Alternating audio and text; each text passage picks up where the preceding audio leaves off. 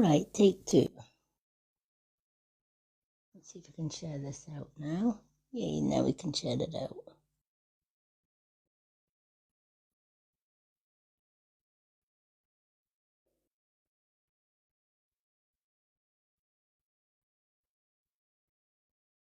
All righty.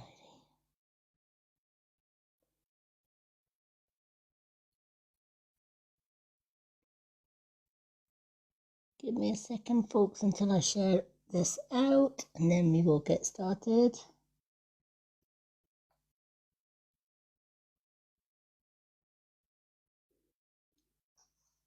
We have... Oh, Miss Sparkles is in.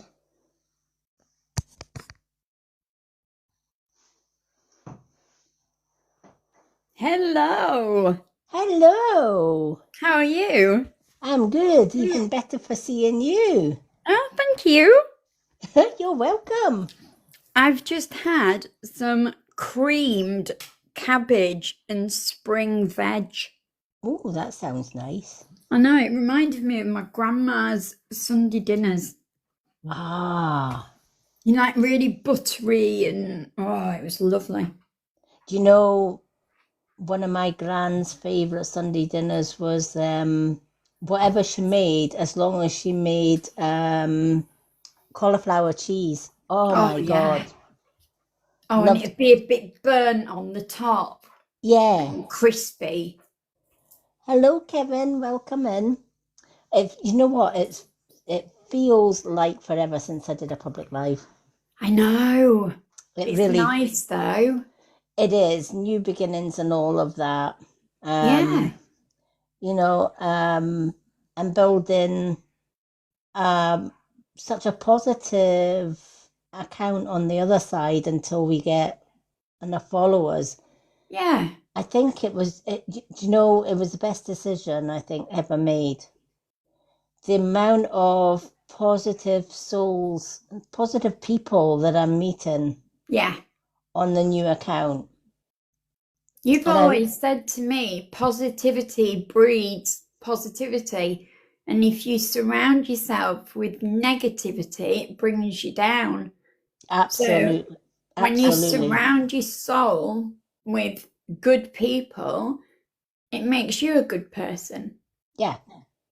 And, you know, that's the thing. When you've kind of like been 49 years surrounded by negativity, and then you get out of that, it takes you years to actually get yourself out of that negative mindset into a much more positive mindset.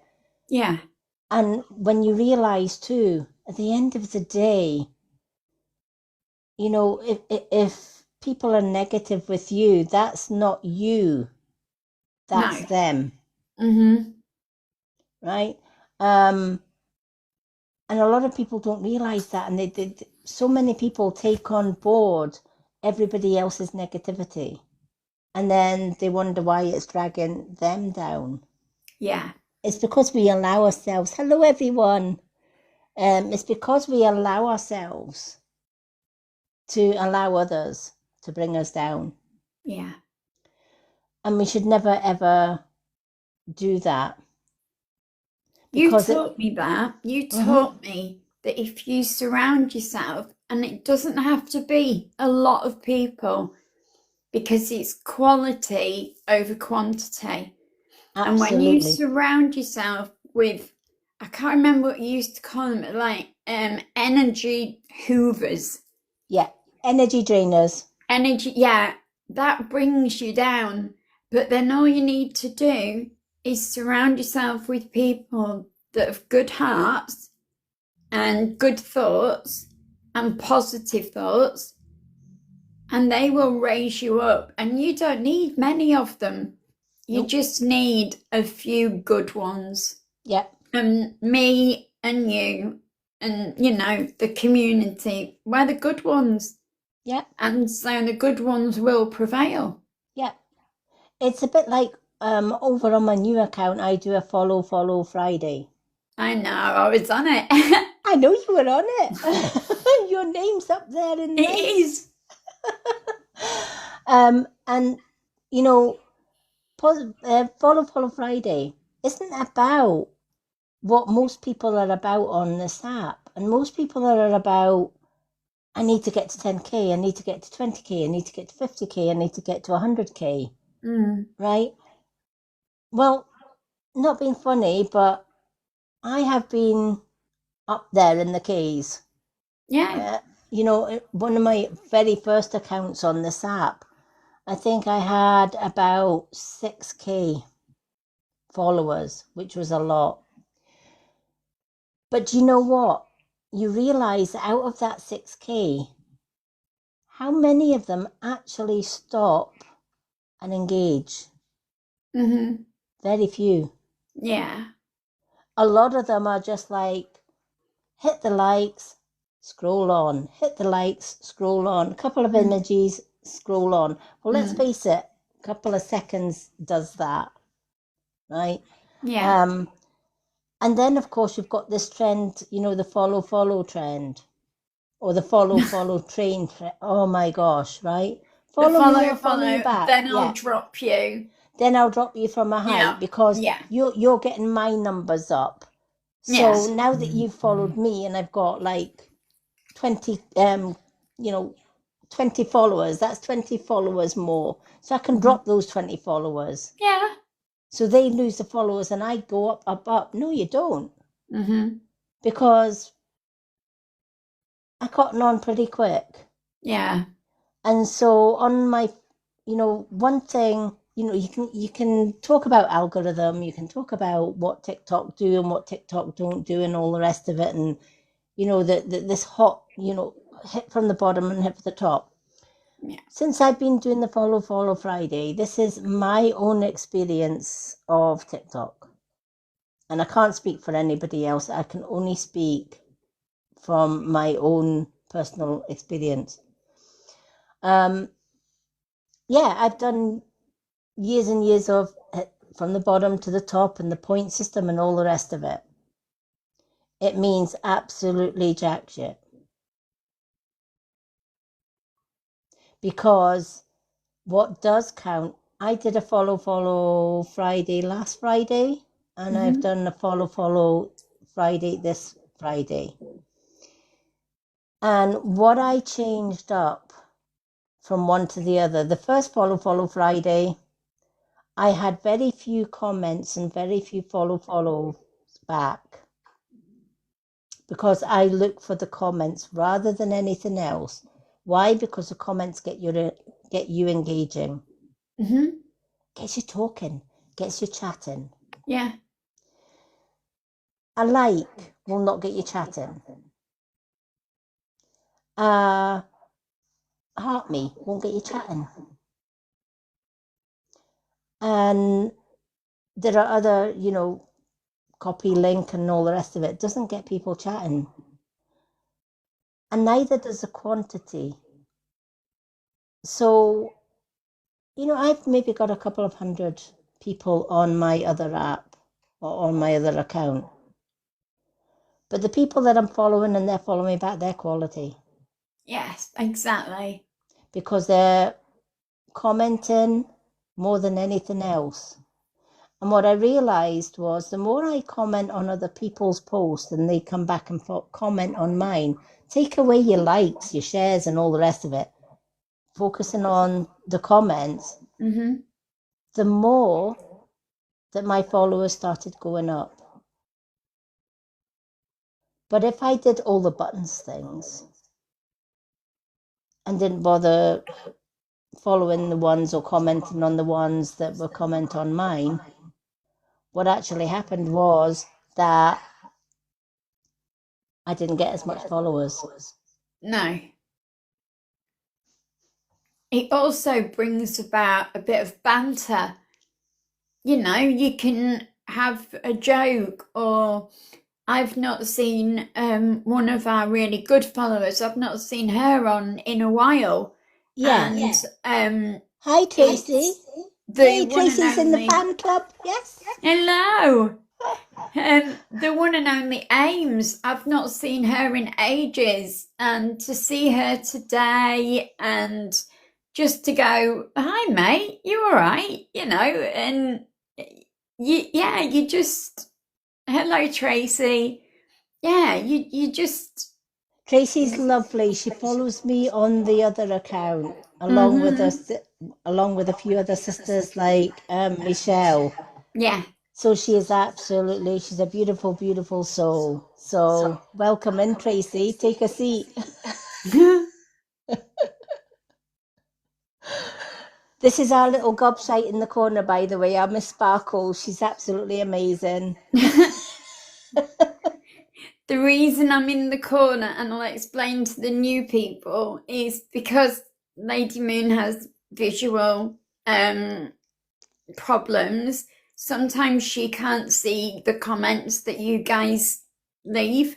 And also, when she's talking to Spirit, and that it's easier for me to read the comments, so she's not having to break off from Spirit or from readings to keep putting her head down to see the comments. So I'm just known as the little gobshite in the corner. And that's because one time when, we had somebody coming in and saying, and who do you think she is sitting there I reading out know. all the messages? And I'm like, well, actually, she's my mod and she's doing a great job at reading out the comments that I can't see. Yeah. So actually, Lady Moon didn't name me gobshite in the corner. I actually named myself that, so that's Hello, nothing, Michelle. nothing to blame. Hiya, Gemma. And Gemma's here as well. Yay. Absolutely, Michelle. Do you know what? And that's exactly what I did. I decided that after years of being trolling with the screen recordings and everything else with the trolls, and I thought, you know what, I'm claiming my energy back. And I think it's just a thing that all witches, starseeds do from time to time. And I'm like, if they want to come and screenshot, you know, you get me now. Do you want another one? That kind of thing. That's kind of the way that As I long as they am get now. your good side. Oh yeah, they've got to get my good side. Yeah. Exactly, Michelle. So what I decided to do, and a lot of people have said I was crazy. And you know what? Maybe I am, but I don't care. Crazy makes me different, and that's good enough for me. Oh, Diane's just popping on to say hi, but she's off to bed soon. Oh, hi, Diane. No problem. Well, I do have a fan club, a fan page now, over on Facebook. Wow. And it's called the Moonettes.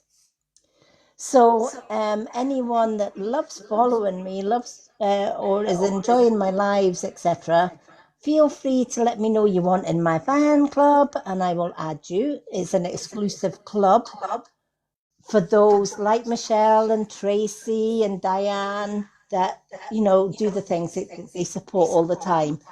The only thing is, we will be screening everyone that comes in, and if there's any of my known trolls, they don't get in the door. It's only the VIPs that get in.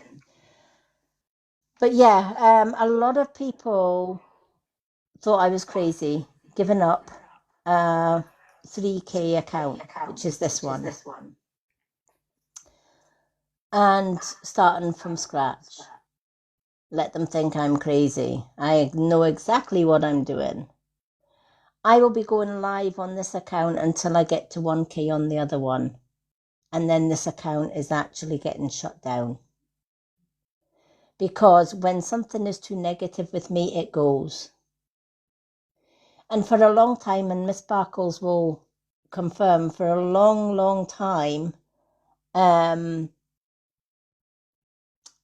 went private subscriber lives to avoid the trolls, etc. Do you know what? I'm not willing to do that anymore. Why should I give up going live on public for trolls? No. They want to come and watch, they want to come and screen record, let them screen record. I'll still be here no matter what. And that's the way I'm going. Thank you for the repost, Michelle. And thank you for the likes. So I am back on this account with little Gobshite in the corner. We've got you all, even you Sparkles. I always get left at the end. Exactly. And do you know what? Do you know the crazy thing was? Miss Sparkles and I met through a disability. Because I'm registered blind and Miss Sparkles is registered blind. And yet Miss Sparkles is the gobshite in the corner that reads for me. And that is what you call support for support. And do you know what? She's a valuable asset. And I'm sure Miss Sparkles will let you know why she fell into my life and then ended up falling into my box. Oh, thank you. I've got some gifts, some like the finger hearts, and oh my god, I feel great. Thank you. I woke up on January the 11th, which is Lady Moon's birthday, and I opened my eyes and I could only see black out of my left eye. And typical me, it'll be so I'll have sleep in my eyes, so I'll just rub it away, it'll be fine. And I got up the next morning and it was black again. And I thought, oh shit, I better get this sorted. So I went to Specsavers. Everyone. I'm too scared of hospitals. And when I went into Specsavers, they said, yeah, we can see you. They did one test. They went, we really need to get you to hospital. You need an operation right now. You've detached your retina. I'm epileptic, and in my sleep, I'd had a really bad fit and I'd detached my retina. 7 hours later, I was under general anaesthetic, and when I woke up, the doctor told me that sadly, they'd attached part of the retina, the rest of it had actually managed to rip, and they couldn't attach anymore. So I don't have any sight in my left eye at all. And my left eye was my good eye. My right eye, after having bad cataracts and bad surgeries, has got 20% vision. So I've got a big enlarger screen that's on my tablet so that, like everybody said, the blind leading the blind. I can help Lady M with her comments while she concentrates on doing the stuff that she's really, really good at, which is listening to the spirits, the readings, the meditations, the affirmations, the scrying, everything that she does. And that's why I want to help. And I messaged Lady Moon and I said, I don't know how to live this new life without being able to see. I can see my daughter's shape of her head. I can't see if she's smiling. I can't see if she's happy. And Lady Moon said, just go with your gut. If your daughter's happy, you'll hear it. If your daughter's sad, you'll hear it. And I said, what am I going to do? And she went, Missy, you're going to pull yourself up by your bootstraps and you're going to get on with this. And the first thing you're going to do is mod for me. And I'm like, I can't get in a box. There's just no way. And she went, you want to bet? And she put me in a box and did me one of the most amazing readings of my life and brought through to me the one person that I've always adored, that was my grandma. And the only thing I had left of my grandma is a pink Care Bear. And I was sat holding it. And Lady Moon said, I've got somebody here. Oh my goodness. Well, she's really putting me in my place. My grandma was 4'11". And I thought, yeah. And Lady Moon said, you've got this pink teddy bear, but it's not just a teddy bear, it's a Care Bear. And I went cold. I was like, wow. And then I knew she was for real, and I wanted to help her as much as she'd help me. So that's why I'm here. And that's why I want to help her build that community again, because positive people need positive people, and she's made a massive positive in my life. Yeah. The end. But you know what? That's just through my own experiences as a disabled person. I mean, I've been registered blind for many, many years and then lost my own vision through a bad cataract operation that went wrong. But on top of that, I also have an autistic son. And I fought for him over the years as well. And I've built him up because, let's face it, if you have any disability, whether it's a visual or an obvious disability or a hidden disability, the world is a cruel place, right? It will attack what it doesn't understand. And that is even like disabled people like myself or my son, etc., etc. And I remember when my son was younger and he says, Mum, I don't like being different. I don't like being autistic.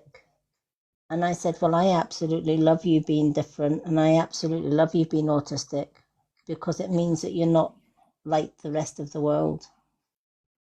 And I said, just because you have autism does not mean that you can't build your dreams. It doesn't mean that you can't live your life the way you want to live your life and do the things that you want to do. And we both escaped narcissistic. Well, I escaped a narcissistic marriage and he escaped a narcissistic father. And you know what? He's seen a lot of abuse in his short life. But we fought for him to get his own place and be as independent as he can. And the other day he actually said to me, you know, Mum, you made me the man I am. And you told me I could do this when I didn't believe that I could. Oh. And, you know, he's absolutely adores my partner. And it wasn't long ago, in fact, it was only a couple of weeks ago, and he turned around and he says, Mum, I'm glad you two plan to get married because he's a better dad than my dad will ever be. And I want to grow up into the man like him. And I just thought, yeah, I taught that young man well. When I got out of abuse, I decided I wanted to come on, not just to do my readings, not to just to do my, guided meditation, which we're going to do tonight, but I also wanted to come on and help other women that had gone through abuse, that had gone through DV like I had, that were put down by society and told that they were pretty much nothing. And I wanted to build them up. And I have helped so many women, not just to cope with abuse, but to escape it. I've helped so many disabled people, and that's my calling. I've always known that it was my calling to read for people, to bring comfort to those who've lost loved ones. And they say, don't they, that when you lose a physical sense, like your sight or your hearing or whatever, you gain another. Well, I may not have physical sight, but I have very strong spiritual sight, and I have done all my life.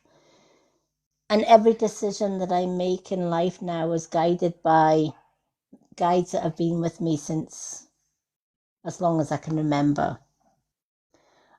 When I was blind, when I was a child, and I was blind till I was 5, couldn't see a thing, but I could see spirit. Didn't need physical eyes to see spirit. And I gained partial sight after the age of 5 until I was in my mid-40s. I was a mum and a gran. I worked as a carer, and then an eye operation went badly wrong and I lost my vision. I found the strength to leave a 30-year abusive marriage and eventually help my son to do the same. And despite being blind, I came online and I decided that I was going to help people because I know what it's like to go through 49 years of being bullied, by being put down, and all the rest of it, as well as fight a disability. And I didn't want other people to feel that there was nobody out there that understood, because unless you've walked those shoes, unless you've been in that situation, absolutely you can be empathic and sympathetic to somebody that's going through that. But unless you've actually been through all of that, you have no idea the extent of all of that. And when I get messages coming into my inbox saying, thank you for helping, thank you for being there when nobody else was doing it, that's what keeps me going. And there are people on this app that want me off. And I'm here to say, now that I've come back on the live, I'm going nowhere. Miss Sparkles is going nowhere. She's sitting in the box. My mods are going nowhere. They've been with me for years. And we will build. We will rebuild from scratch on the other side of this TikTok. And when we do, we will destroy this account. But until then, from tonight, I'm back. Miss Sparkles is back. My other mods are back and my supporters are back. And we are going nowhere. Oh, thank you. Oh, thank you so much, Tracy. Yeah. Well, we're definitely, yeah. I mean, once we get to 1K, it's a long uphill struggle to get to that 1K on the other side, but you know what? We're going to get there. We will. We will get there brick by brick, step by step. And when we do, we're destroying the 3K over here. And we'll be going live over there. So we will do that at 5 a.m. trog like we used to do. Exactly. Where we get to, are we going to finish yet? Yeah, just one more reading. It's 6 a.m., Lady Moon, please. Yeah, just one more. This person really needs to hear this. Yeah. All right, then. Yep. Too right, Tracy. She'll blow them all out of the water. I've got absolutely no doubt about that. Bless. Tracy, I absolutely love you, girl. Honestly. And not just that, I may be blind, but you know what? Call me crazy all you want, but I've actually started doing poi. No, a blind person You're doing crazy. poi. Yeah, I'm crazy. I know. You're crazy. I know. I'm crazy. But do you know what? I think the first time I spun a poi ball and I'm like, actually, this is quite fun. Even though I slapped my arm a few times and slapped my leg a few times and all the rest of it with the balls and etc. But do you know what? And it's like anything else I put my mind to. I'm not going to allow my disability to stop me doing the things I want to do. You need to send people to those videos, especially the ones on nighttime where the balls light up, because it's almost like watching fireworks or Yeah, like sparklers, isn't it? yeah, And I watched one of them the other day and I just kept letting it run. But when you start concentrating, it gets really mesmerizing. yeah, When you're doing it, do you like get into a rhythm? yeah. Eventually, you get into a rhythm. Do you know what? It kind of takes you out of your human brain into Mm. your subconscious brain because you the Maori poi started off with the Maori women. If you go to Hawaii and you see the Maori women doing the hula hula and the poi spinning, it's a spiritual skill. It's a spiritual art. If you look at Tai Chi, poi's up there with Tai Chi. Tai Chi is very small, deliberate movements that take you out of your human mind into your subconscious mind, i.e., your spiritual mind. It's a bit like meditation. So when I'm spinning my poise and you've got that concentration on the poi, you're actually going from the physical mind to the spiritual. And for the people, as you said, Miss Sparkles, for you watching it, it's like, this is mesmerizing. It really is. It's like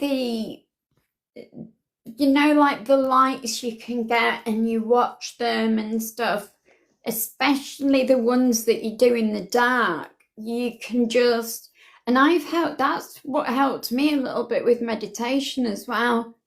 I mean, obviously, your guided meditations have me out for the count. But when you've not been doing those, I've been watching the videos and it's just really calming. And I do the counting in my head still, but I watch them and it almost lulls you, sort of, so I can understand why it's like a loo ha ha, that kind of thing. Yeah, because that's what it looks like. Well, that's basically pretty much what it is, a loo ha ha. Yeah. Yeah, minus the grass skirt. I draw the line at wearing a grass skirt. What about the coconut bra? Do you know what? I never thought about that. Yeah, I'll have to make one for you. I have to go extra large, but I was just going to say, is there a coconut big enough for mine? no, we might have to do watermelon bras. Forget the coconuts. Oh my goodness me. Are you blushing? Me? Never. No. Look, I spin balls all the time. There ain't nothing much that makes me blush these days. I'm not saying a word. Oh, honestly. And my balls are quite big. I've seen them. Don't tell everybody that. We'll get the wrong idea. Well, I couldn't help it on your birthday. Oh, that sounded so bad. I didn't mean it. No, guys. I didn't. Oh, gosh. No. That's our Miss Sparkles. That's our secret. Yeah. No, for my birthday, I bought a new top. And yeah, it was, I didn't show my birth. Yeah, it was flattering. That's the way. I remember saying to my other half, this is my new, do I look all right before we go out? You went, yeah, you look absolutely fine. Yeah, I bet he did. It did, Michelle. Michelle says that did sound the wrong way. It did, but you know what? That's our Miss Sparkles. I know, I'm sorry. I have to mute myself sometimes. Wait till we do our readings night, which is on Sunday, by the way. I'm doing my readings on Sunday night this week. Wait till we do the readings and we get our swingy dinghy out. You see, that sounds even worse. Oh. Now, Miss Sparkles, you love my swingy dinghy. I do.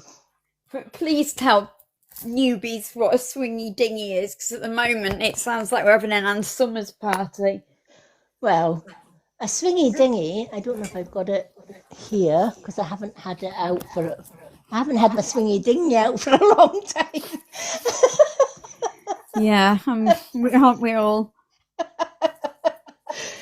But no, a swingy dinghy is, you will see it on Sunday.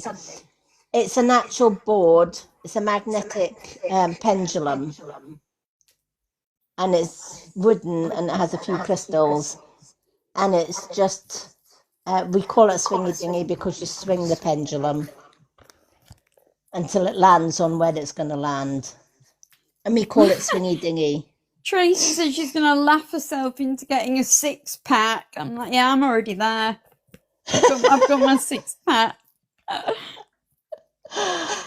Oh, do you know what?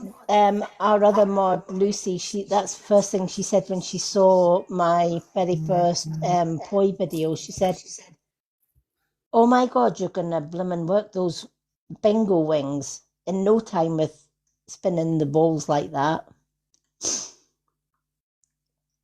But it's really good exercise as well.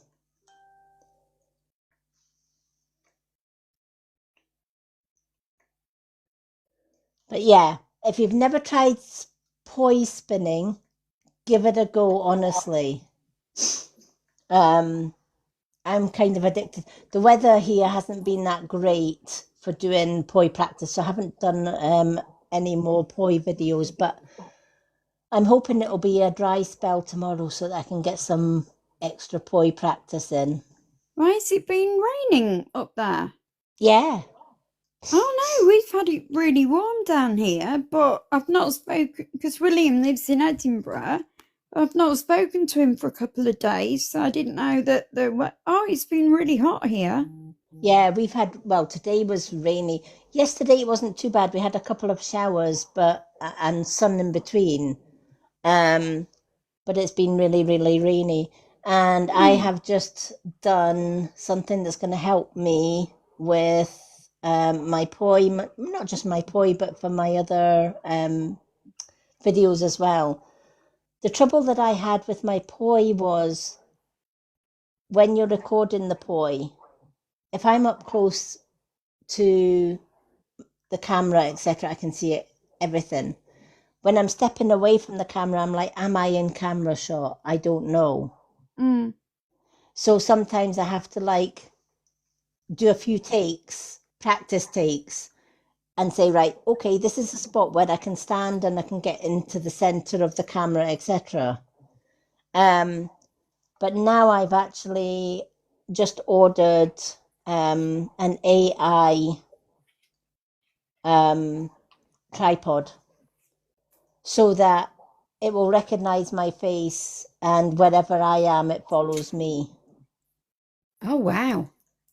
So I will be able to do my poi or do my other content from a far, from far away from the actual camera.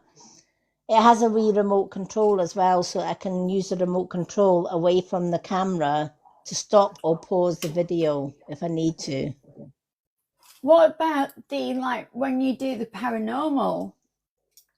Yeah, it'll follow me for that as well. Oh. Yeah.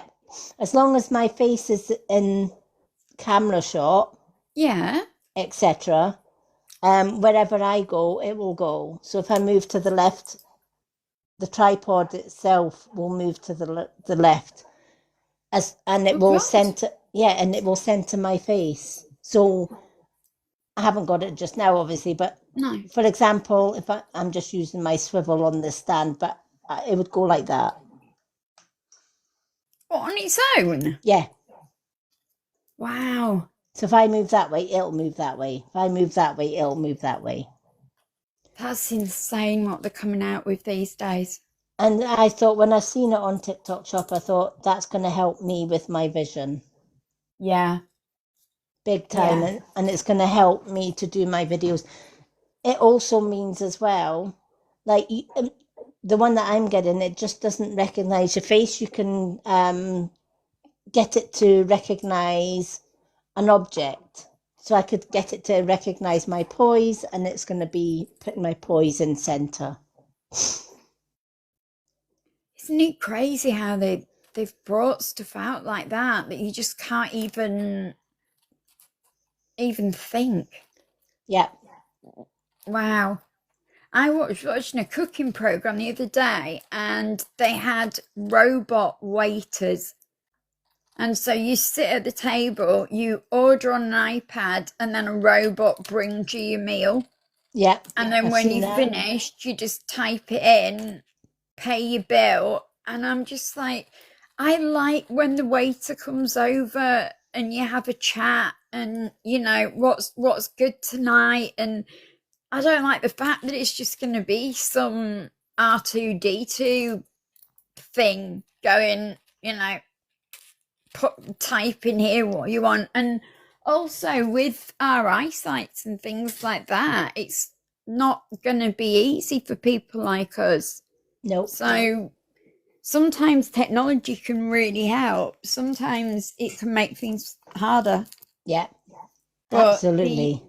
The wiggly tripod sounds awesome. Yeah. They're actually called AI tripods, and it's not the actual camera. It's not your tablet. It's actually the tripod itself. It's got a little tiny sensor on the actual tripod, and it's a sensor that focuses. And where the sensor is placed on the tripod is just below your camera, and your camera is centered obviously above that. So wherever it centers you, it's going to center you on the camera. Wow. And it also means that you can use your back camera because it's centered. You can actually use your back camera as well as your front camera. I wouldn't even know what I don't know what my back and my front camera are. But when you are taking a selfie of yourself, yeah, from the actual phone screen, that's your front camera. Oh, right, okay. And when you're taking a photo of scenery or other people or an object, that's your back camera. Oh, okay. Yeah. You learn something new every day. You do, especially with me. Yeah, you nearly lost me the other day, guys. I went to get my hair cut and I was walking down the street and then I went round the corner and obviously I'm tiny, aren't I? And as I walked around the corner, the wind hit me and it lifted me up from the ground. It lifted my feet off the pavement. Wow. And this old man went, "Huh, but you can't do that again." And I was like, "No, I don't think I could. But yeah, thanks for checking on me." Exactly. Honestly, I felt like I was levitating. Well, do you know what? My mum, bless her, before she passed away, she went to Blackpool for the weekend with a coach load of pensioners, as you do. And it was when they got to Blackpool, the bus driver says, "We're going to stop at the prom, at the waterfront, and before we get to the hotel. And if you want to stretch your legs, please feel free to stretch your legs."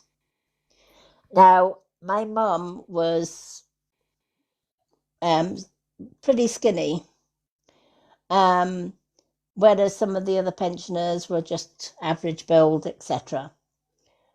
And it was gusty and windy. And as the pensioners got off the bus, 3 or 4 pensioners were caught by the gust of wind, lifted up off their feet, and a couple of them, there was an old guy, poor bugger, was slammed against a brick wall and lost a few of his teeth. No. Yeah, that was just the wind. And then there was others that had like bruises, etc. So the only one left, I think, that was standing was my mum. And my mum's my stepdad at the time turned and says, well, the reason the wind missed you is it couldn't bloody see you were that skinny. You know, Love it. but yeah, the coach had to pick up all these pensioners, put them on the coach, and take them all to the A&E and get them all checked out. And that was before they reached the hotel. My mum said it was like something from Mary Poppins. You just saw them all Oh my flying God. towards this brick dike. Oh no. I'm just more embarrassed than anything. I just was like, but it was really cool. Like, once I'd got over the fact that I'd nearly blown away, I actually thought, wow, I actually flew then. For a little minute, I flew. I know. Yeah. And that's without a So broomstick. I know. That's what I need next. I Oh have to my gosh, borrow could one off you? you. Well, I've got a 6 foot broomstick. Have you? Well, it's not quite 6 foot. I think it's about 5 foot something or other. It's about my height. Oh wow. Yeah, let me see if I can turn my camera to show you. It's at the other side of the room. There I it love is. that mirror. That mirror is gorgeous. There's my upside down broom beside my altar. Oh wow. That's how tall it is. Yeah, that's a big one, isn't it? Yeah. Bet you say that to all the guys, Miss Sparkles. Oh, I know. I've given up. I've decided that I'm very happily single. I like being able to starfish in bed and have the remote control. Absolutely. Yeah. Yeah, it is. I'll tell you a little bit of history about that little besom. Um, this That little witchy what? besom. What's that? A besom is a proper name for a witch's broom. Oh wow, I didn't know that. Yeah, besom. Oh, okay. We call them besoms. Okay. Yeah. See, you learn something new every day. I'm learning. Yes. So there is a witchy shop that isn't that far away from us. It's about maybe half an hour bus journey from where we live. And it's right beside the sea, but it's called the shop itself is called the Green Witch. And I went in with my partner and I saw the broom or the besom. And I said, wow, I need that. And my partner said, you do realize we're going home on the bus, don't you? And I said, no. And you want a besom? Yeah, I want that besom. So he said, you know what? He says, I'm going to get you the besom. So I was speaking to the lady and I says, I'm interested in the besom that's outside. I says, it's calling me for whatever reason. And she said, do you want the history of that besom? I said, yes, please. And she turned round and said, it's made from the birch tree. And it's made by the royal broom makers. And I says, right. And she says, the royal broom makers have been making brooms for the royal family for centuries, like that one.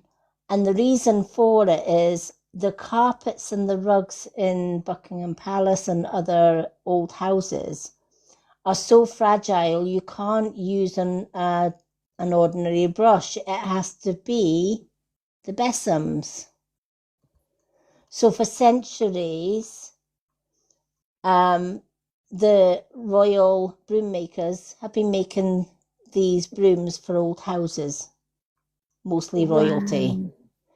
So she says that one is made from a 300-year-old tree by the royal broom makers themselves, because that's we actually order them in from them. So she said, I can see why it drew you. She says it is a very old, it's made from a very old tree, etc. And it's beautiful, beautiful energy, and it has been with me ever since. So And was that it is it. ever used? Like, I bet as she's saying royalty from this old tree, you're like, shit, I need to check the bank account right now. Because I've seen inside, you know, when you do programs inside Buckingham Palace, and they Yeah. don't have like the hoovers, do they? The Nope. women actually are down brushing the carpets and everything. Yep. Wow. But they also use that type of broom as well for some of Yeah. the more delicate ones that you can't use a brush on. Wow. So although that one hasn't been used by the royal family or anything, it was a brand new broom that was just ordered Yeah, by the Michelle shop. said the energy from it must be amazing. It is. I've had a few people saying, "Can I buy your broom?" Nope. No. She stays with me. But What do yeah. you use it for? Apart from flying to Lidl. The besom is used to clear stagnant or negative energy. Right. You never stand your besom with the brush on the floor. You always stand it upside down. Right. Okay. The only time you put it to the floor is when you're sweeping negative energy away. So, for example, if you had negative people visiting, once Mm. they leave, I can take my besom and I can just turn it the right way up, obviously, and cleanse and sweep that energy right out the door. Right. Because I've seen the small ones in witchy shops, and they're little, and then they've got like maybe some crystals on them. Yeah. So are they just like mini versions of sweeping? Yeah. Michelle said she uses hers when her mum visits. I just don't let my mum visit. Simple as, I don't have to brush then. Do you know that's the thing? You know, that's the beauty of the besom. It clears away negativity. Yeah, I've been wanting to get the mini one, Tracy. I've seen it, and there's an amethyst one that I've got my eye on. But I wanted to ask you, Lady Moon, first, if if it's true, and I Yeah. know that I'll get the truth from you. Yeah. The little mini besoms, and I've got one that I got in the witch's casket one day. It's in one of my caskets, or should Yeah, I say, in one of my many ones. If you've ever seen smudging, such as you put the sage in an abalone shell and you use a feather to waft yeah. the sage to where Hmm. you want it to go, right? Instead of a feather, you can use your mini broom, Right. Okay, I get you. and Yeah, that's because I've yeah, seen one, but obviously the lady knows what she's talking about. I'd rather get it from like you tell me, because I know that you tell me the truth. Whereas shops, they can say whatever to get you to buy something. yeah, yeah. I've actually got a little mini broom with a witch's face on it, on the actual handle for Oh, the Christmas tree. oh, So it hangs on the Christmas tree. It's oh, an how actual Christmas. lovely! Yeah, it was actually gifted by one of my partner's aunties. She said Oh, she gifted us it for Christmas, and we opened it up and put it on the tree, and she's on her tree every year ever since. So you'll see it on my Christmas tree at Christmas. yeah, because you're so easy to buy for. Because anything witchy, we know that you're gonna love. Yeah. And then obviously the witches' caskets that you get and stuff, you get all your goodies in that. So, Yeah. oh yeah, no, but I'm glad I know about the best of them now because I've seen them, I've never actually known what, Oh, they mean. we got a jigsaw puzzle. Oh, let's keep tapping, guys. If we keep tapping, Lady M doesn't have to do these crazy jigsaw puzzles. Jigsaw puzzles I don't mind. It's the one where they show the pictures and they say which color or which object is the odd object out, and the picture that they show you is so minute, and I'm like, oh Oh, my it's god, like I a need. stamp. Yeah, and I'm like, Yeah, oh my god, I need to get a bleeding magnifier for that. I know. So the jigsaw puzzles, I really don't mind. Thank you for the likes, everyone. Yeah, let's get a Okay, tapping up there. yeah. Now, shall we do the meditation and then we can do some chats after the meditation? How does that sound? Because Yes, please. I don't want to make the meditation too late. How many of us here have not done one of my meditations?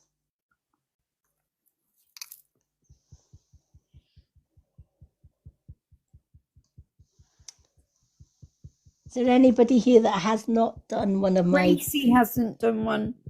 Oh, you're in for a treat. Tracy, you really are. Yeah. A lot of my Michelle fell asleep fully last time. Michelle Moon has to wake me up.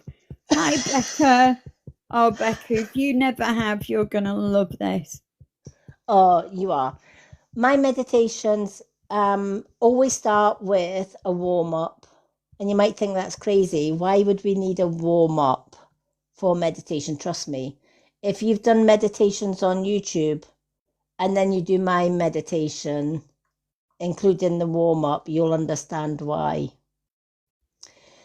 So, the first thing I'm going to explain for our newbies to my meditation is that we do an exercise beforehand where, hello, Natalie, you just joined us in time for our meditation. So, at the start of the meditation, we do what is called tense every muscle and then relax it. And the reason that I do that is because many of us are walking around as tense as hell and don't even know it. Because we live a stressful life, or most of us do, unless you're spiritual like me, where stress doesn't even come into it. But for the majority of people, especially people that are working, they've got running their businesses, they're doing family, they're doing this and that, they're actually walking about. Have you ever walked down the street and you've seen somebody with their shoulders up here, or they're kind of like hunchbacked, or they're not smiling, they're not, how they're not as positive looking, right? It's usually me. Just give me a wave. Yeah, right. Um, but it's because they're walking around stressed and they don't even know it. And it was when I first did my guided meditation with this exercise, the amount of comments saying, oh my God, I've just realized after that exercise that I was as stressed as hell. And yet I didn't feel stressed. And it's because during this exercise, you are actually deliberately stressing every muscle in your body from head to toe and then releasing it. You're tensing every muscle and then releasing it. That will get your body out of stress mode and into relaxation mode. If you're stressed and you go into meditation, you're not going to get the best of meditation. Miss Sparkles once said to me she's tried other meditations, but none of them work. Until she did mine. And as Miss Sparkles says, I have to wake her up. Honestly, I am a bit like an excited little puppy. I'm highly annoying. That's why I'm little gobshite in the corner. and I am hyper as they come. And I have tried every meditation from, Paul, I can't remember what that guy's called, that Paul. Paul McKenna. Yeah, I've tried all that, nothing worked. So I was like, oh, I'm gonna give it a go. Lady Moon I do trust her, especially when you've got your energy and you're giving your energy to people, you do need to trust them. And I trust Lady Moon with my energy. And I was like, I'm gonna really give this a go. And then I don't remember much else after that until Lady Moon's going, Miss Sparkles. Miss Sparkles, and I'm like, yeah, I'm here, and I was gone. I was absolutely gone. It was brilliant, though. Yeah. There was one night she was gone all night. She Yeah. never came back. She was gone all night. Oh, Michelle, it's good, isn't it? Yeah, It's so good. yeah. So I've had a lot of people that love doing that, and once we've done that exercise, we go straight on to deep breathing. Many of us, without realizing it again, shallow breathe. What does that mean? When we are breathing, we bring our breath to here, and that's it. We don't fully expand our lungs or our chest. We're just shallow breathing to here. And that can mean that you're not getting rid of toxins and you are building up on the stress and the toxins, etc. Deep breathing is where we're taking our breath in through the nose and we're deliberately following that breath down into your lungs. So you kind of, and the way you know that you have reached deep breath is if you put your hand on your diaphragm or your rib cage, as you're taking that deep breath in through the nose, your rib cage should be coming out like a balloon. If it's not, you're only bringing breath to here. So just for an example, just as an example, if you take a deep breath in, can you feel your diaphragm expanding? Right? That's what you're looking for. If your diaphragm is not expanding outwards, you're not deep breathing. Right? Now, some people like myself can take the in breath for 5, but most people haven't done the deep breathing. They can maybe reach 3 for the count of 3. So they're taking in the breath through the nose for 3. Then they are breathing out through the mouth, not the nose. And as they do so, they're deliberately pulling their tummy in, which pulls the chest in and gets as much toxins out of the exhale. So you're breathing in oxygen through the nose and you're breathing out all the toxins from the mouth. This is why when you think about COVID, many people that had to wear the mask 24/7 developed breathing issues. Some got lung issues, etc. Some actually caught the flu. And it's because when you think about the way we breathe, in through the nose, out through the mouth with the toxins, if you've got both of those airways covered with a mask, before you put the mask on, you're taking that deep breath of oxygen, right? And you put the mask on. Where's the toxins going? Into the mask. So your next breath in, you're getting part oxygen and part toxins. You're breathing it back in. And it's one of the main reasons where a lot of mask wearers got ill.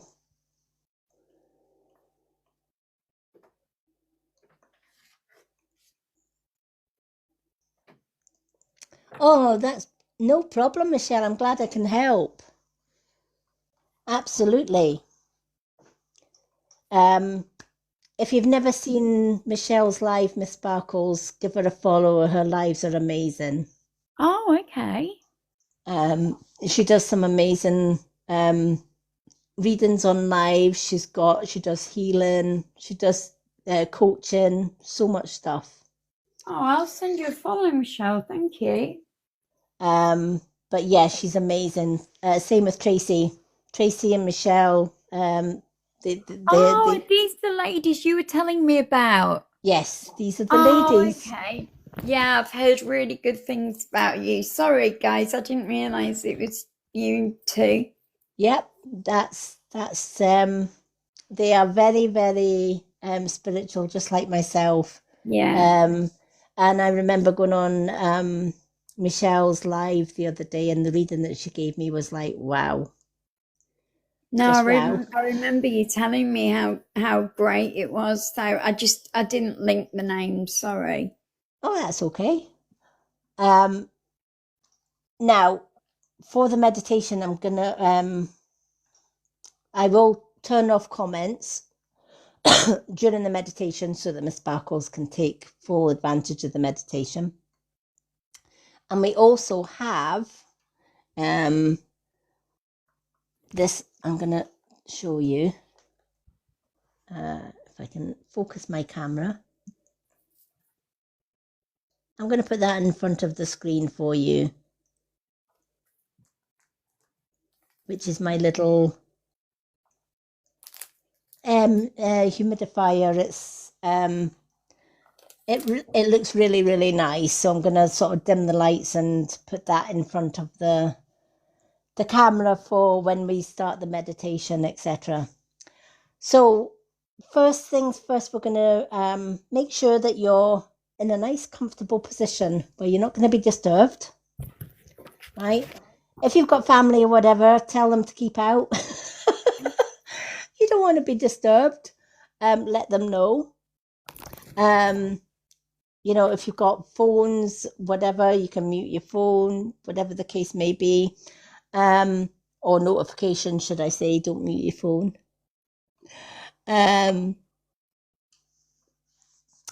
And then we're going to do the exercise where we're actually going to tense up and relax. And you're going to realize just how stressed you were before we do this meditation.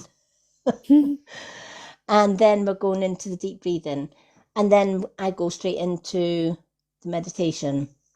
So when I'm doing the deep breathing, I'm cutting it down to 3 just so that 3 is a better count for everybody. So what I tend to do when we go into the meditation is I'll start you off with a rhythm. So I'll be saying, take a deep breath in through your nose for 1, 2, 3. Then out through the mouth for 1, 2, 3. In for 1, 2, 3, out. And all you're doing is counting and paying attention to your breath. You might find that weird. Why is it a guided meditation if we're only counting breath? If you're listening to a guided meditation, now my guided meditation could take you into a forest. But when you are just concentrating on your breath, that breath takes you into your own subconscious mind. You'll find that my voice fades into the distance, and your meditation or your guides will take you to wherever you need to be in your meditation, especially for this one, because we're doing a past life. So this meditation will have 3 doorways. Now, some of you might get to go through all 3 doorways. That's 3 past lives. Whereas others might get through 2. Some might just get through 1. Why is that? Some souls are older than others. So some souls, this is their first time round on the earth plane. Some might have 2 past lives and this lifetime, which means they've got 2 doors. Some might have lived a lifetime or 4 or 5 or 6 lifetimes, which means they're going to be able to go through all 3 doors. Each door is going to take you to a different past lifetime.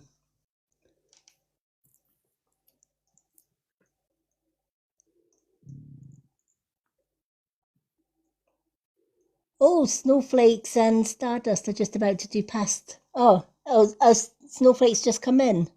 Hi, Yeah. snowflakes. I thought you meant snowflakes is going to do one. I was going to say, oh. No. Hi, Snowflakes. Snowflakes is fantastic. She's brilliant. Yeah, she is. She's one of our followers as well. Yeah.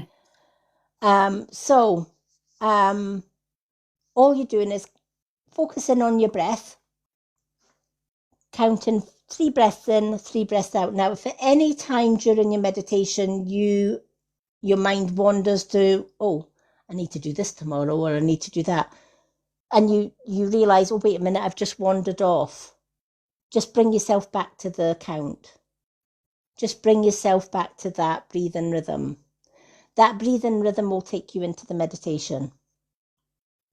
I think, did you do the past life before, Miss Sparkles? I did, yeah. I got through to door 2. Well, I went through door 2. I didn't get to the third one, but it was amazing. Yeah. It was really good. Yeah.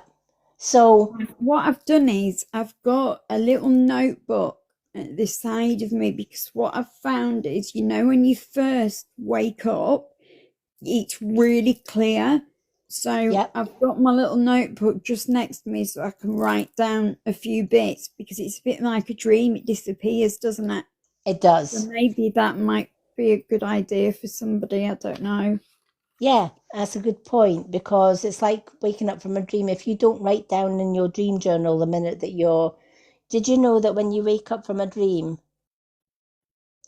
you've got till you put your feet out of bed and onto the floor to write down your dreams. Otherwise, 5 seconds after you've got your feet on the floor, that dream starts to disappear.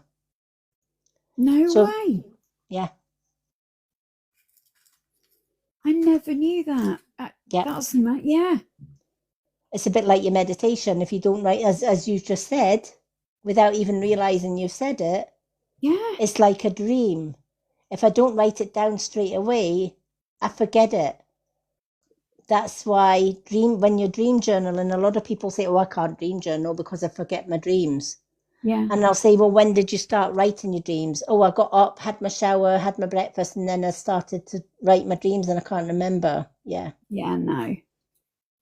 No, I get you now. Yeah.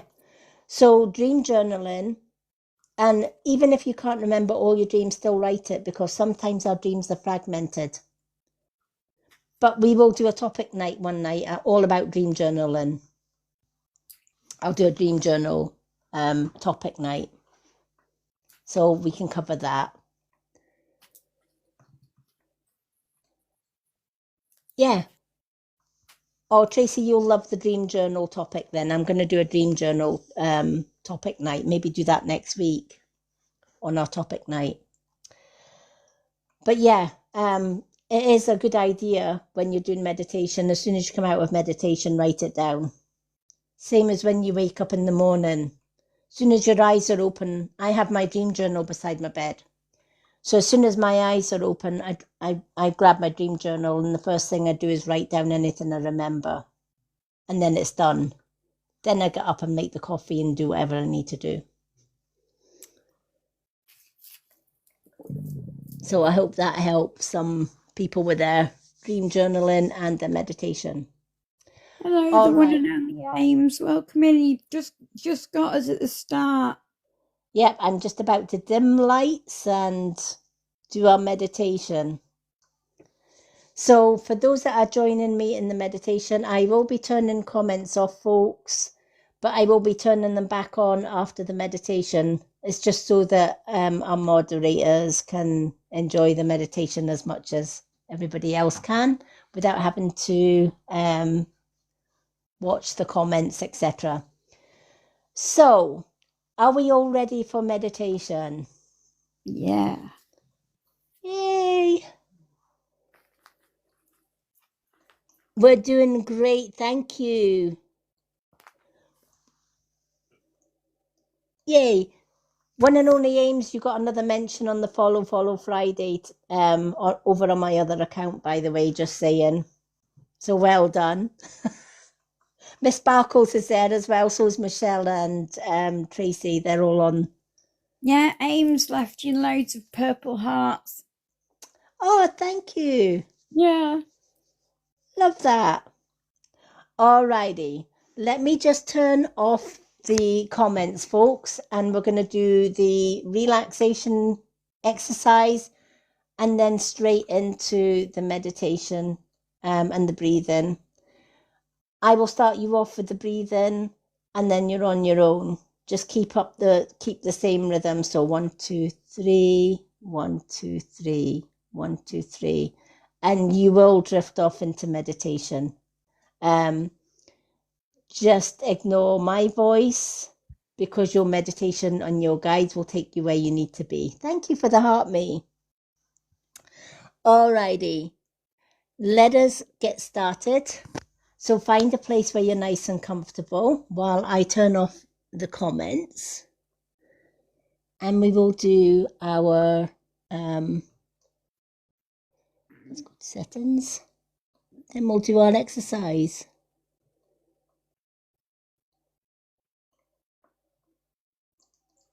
All right.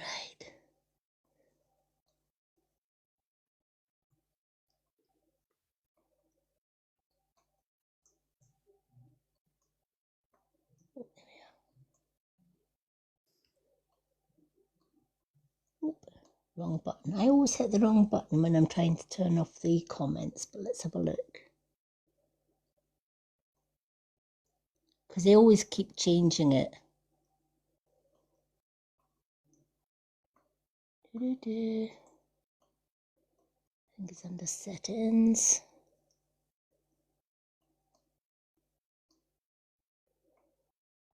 Oh, there we are. Comment settings.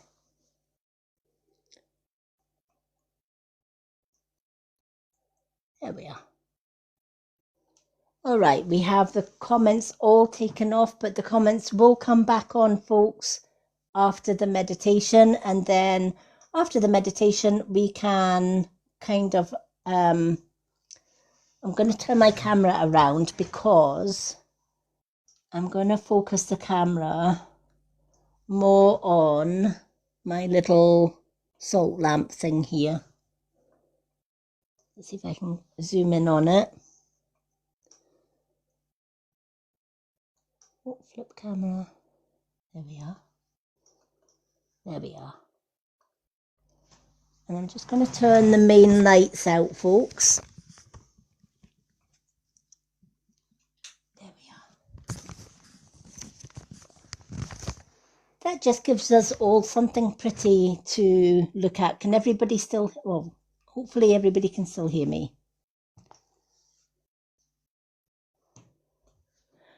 Alrighty. So let me just see if I can zoom this in a little bit. That just gives you something pretty to look at. Yeah, we can hear you and it's right in the middle. Oh, perfect. Thank you, Miss Sparkles. I was going to say, oops, no point in asking if they can hear me because the comments are off, but I know Miss Sparkles can let me know. As long as you can hear me, that's the main thing. Okay, so find your lying down position or your seating position and just just relax and take a deep breath in through the nose, pulling that air down into the diaphragm and then out through the mouth.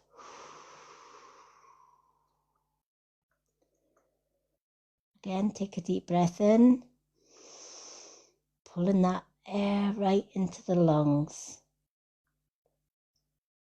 And then squeeze all of that air out. Now we're going to tense every muscle in our body. We're going to start with our eyes. So, closing your eyes. Now scrunch your eyes closed. Really scrunch them. Now when you're tensing muscles, if at any point your muscles start to feel painful, just gently release the pressure. Only tense each muscle to where it is tense but not painful. So if you're clenching your fist, for example, if that is too tight, just loosen it. As long as you're just applying a little bit of tension, especially for people who've got arthritic fingers, etc. If they're really clenching too tight, then it's going to be painful. So just be aware of that. You can loosen the tension a little bit to feel tense but not painful. So scrunching those eyes, and then we're going to take our jaw and we're going to clench your teeth, really tighten that jaw. Another way of tightening your jaw is opening your mouth as wide as you can. Place the tongue on the top of your mouth and feel your whole jaw tense, whichever way is comfortable. Now we're going to keep that tension in the eyes and the jaw, and we're going to take it down to our shoulders. Keeping the face tense, we're going to pull up our shoulders to our ears and hold. Pull the arms into your side so that the shoulders and the arms are tight, tight, tight. Clench your fist so that both fists are clenched to where it is tense but not painful. Remember to keep breathing. Now we're going to keep that tension as we pull in the tummy towards our spine. The whole top part of your body should feel really tense. Maybe a little bit uncomfortable, as long as it's not painful. We're just looking to be uncomfortable, really tense in every muscle. Then take your buttocks and clench your buttocks as tight as you can go without painful. Push your calves and your thighs and your knees together. Push your feet into the floor. Or if you're lying down, push your toes towards your knees. That tenses the feet. Curl your toes as tightly as you can without painful. Take shallow breaths because every muscle is tight right now. Take a shallow breath in and out, in and out, and feel that tension throughout the whole body. The face is tense, shoulders, chest, buttocks, legs, and feet. All tense. Now we're going to slowly uncurl the toes. Relax the feet. Relax the ankles. Relax the calves and the knees. Remember to breathe. Relax the buttocks and the thighs. Allow the legs and feet just to relax and flop. Take a shallow breath in and out. Feel a relaxation from the buttocks all the way down to the feet. Next, we're going to release the chest.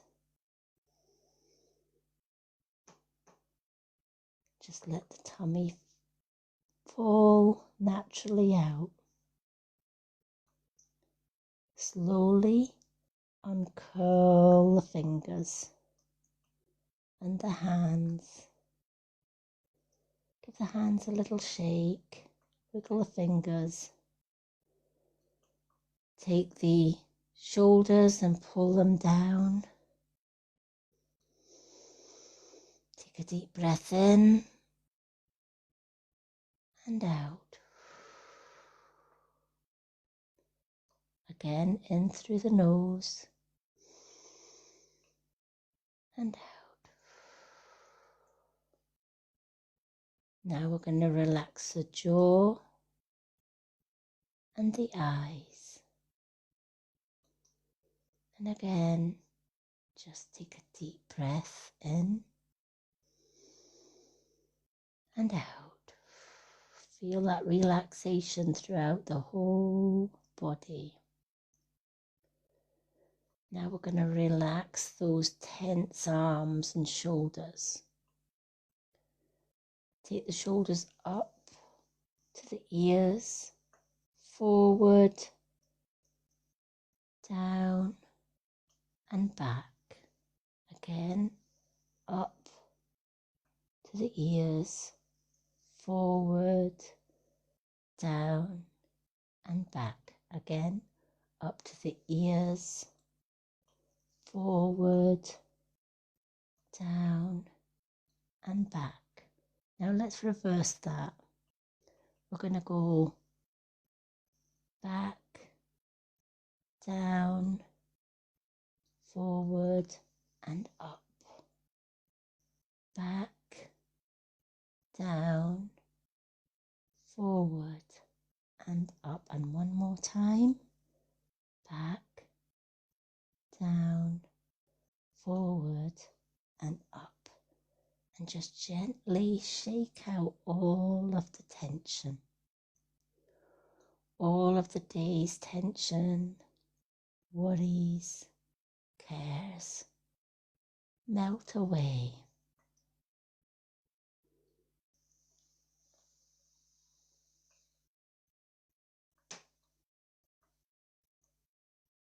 So, Miss Sparkles, are you feeling relaxed?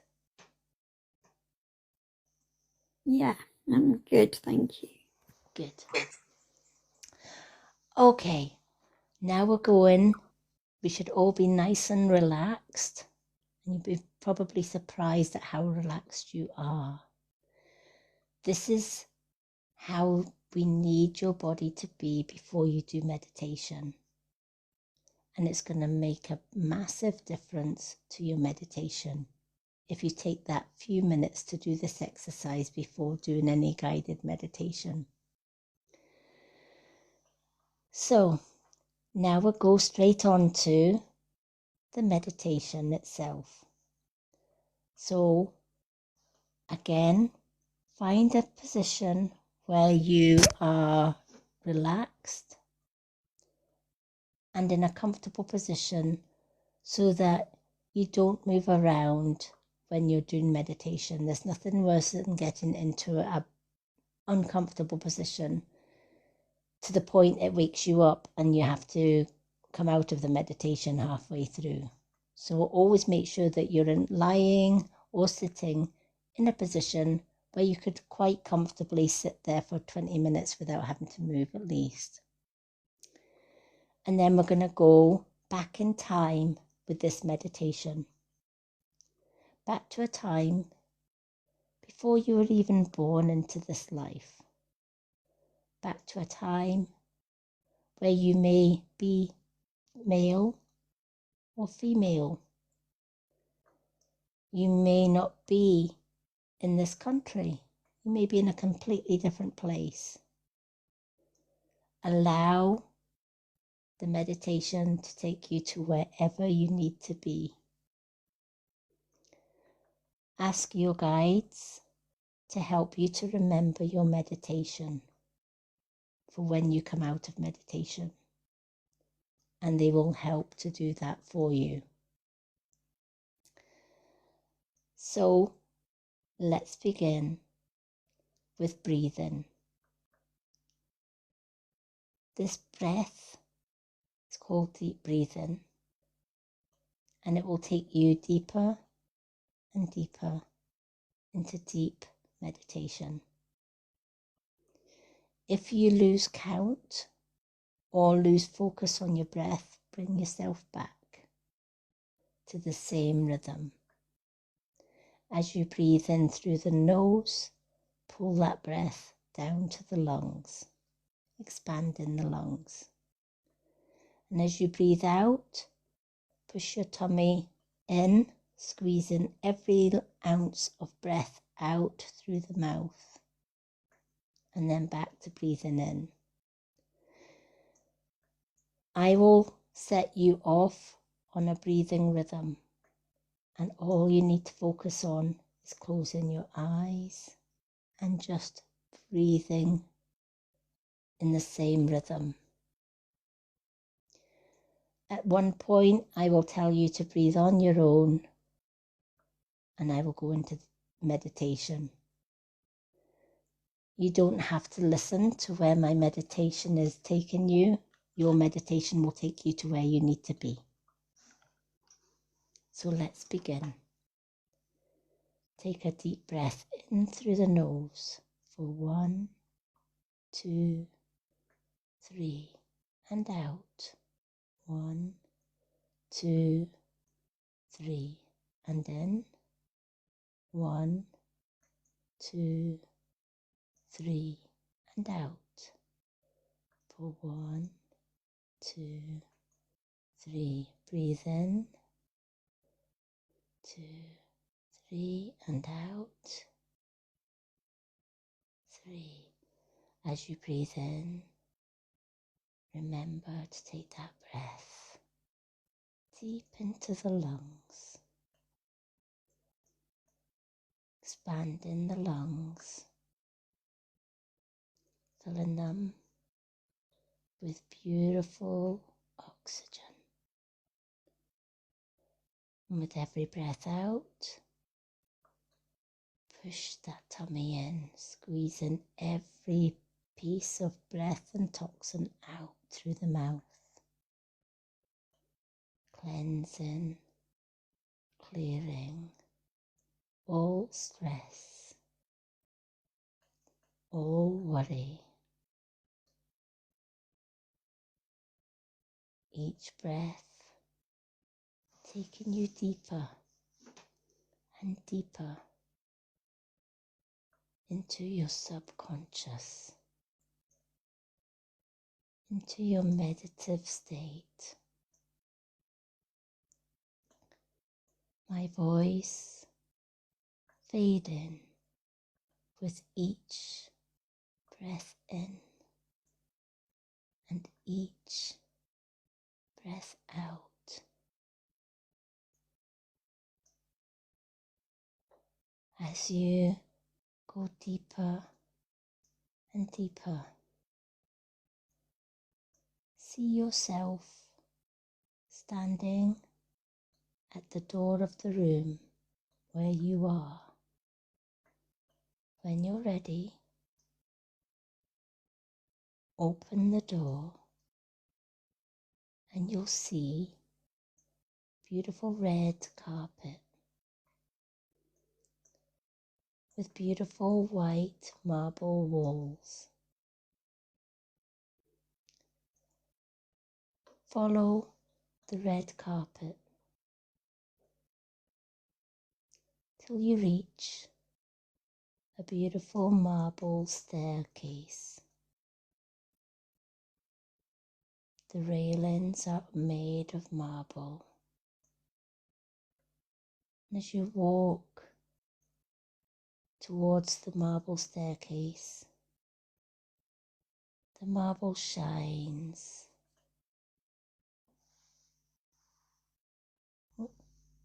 and glows. Follow that marble staircase downwards with me. There are 10 steps. Each step will take you further and further into meditation. It will take you away from your room and into your past. We'll start from 10, working our way down to 1. 10. Take the next step down. 9. Going further and further into meditation. 8.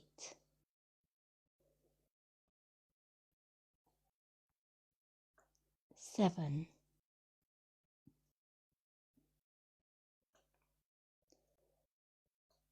6.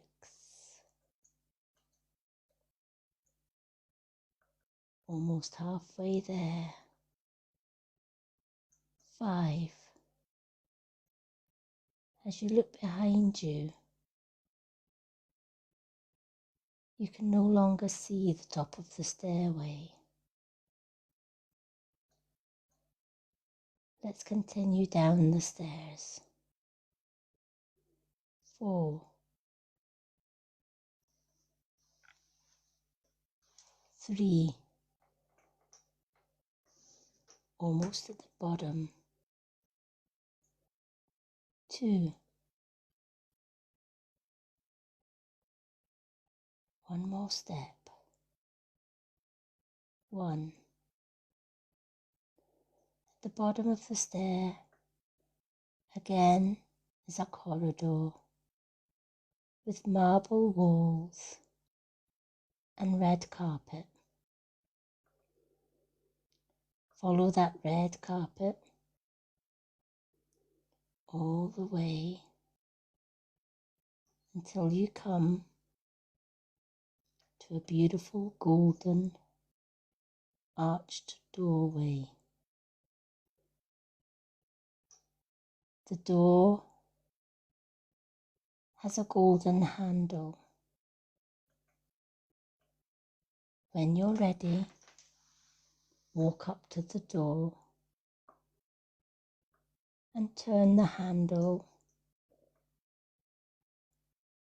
pulling the door towards you until it opens and reveals a bright golden light. That white golden light, almost blinding, starts to disappear and fade. And as it fades, you see a path or a road in front of you. This is your first past life. When you're ready, walk through the door. And as you do so, look down at your feet. What are you wearing? What shoes are you wearing? What do your clothes look like?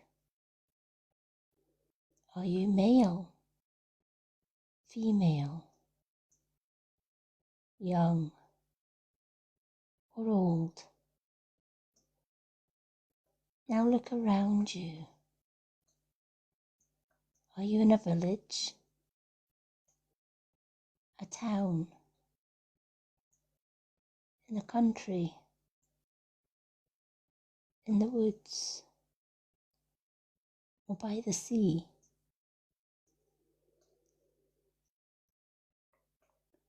Maybe you see people around you. What language are they talking? What are they wearing?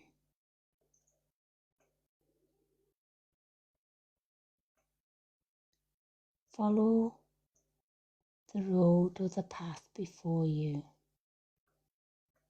paying attention to all the details in front, to the left and right, the places, buildings, people, maybe an animal or two. As you walk, somebody approaches and they greet you by name. What is your name? When you're ready, greet them back and ask this person what year it is. What is the date? Maybe even ask their name.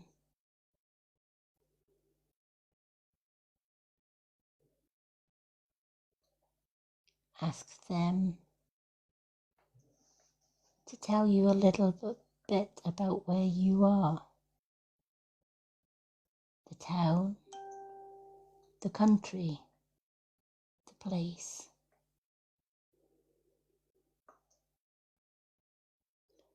This person agrees to give you a tour around where you are. Take a moment or two to listen to the person and what they are telling you, the information they are giving you. Feel free at this point to ask any questions that you feel you may need to ask.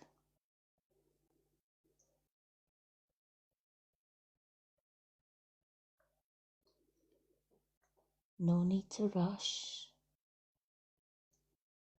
Take in as much information as you can remember.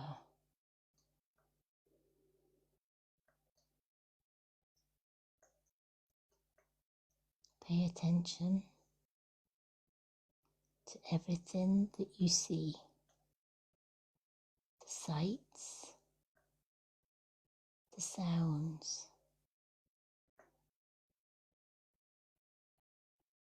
the voices of people chatting.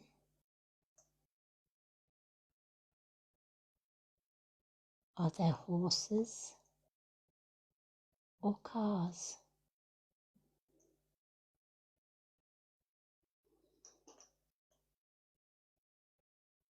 You are free to stay in this place as long or as short as you wish. And when you're ready, thank the person who's gave you the information today.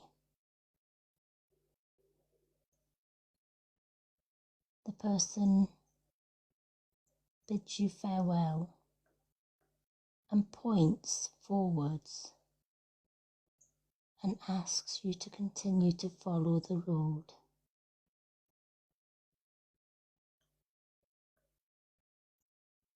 When you're ready, follow the road ahead, paying attention to sights and sounds all around you.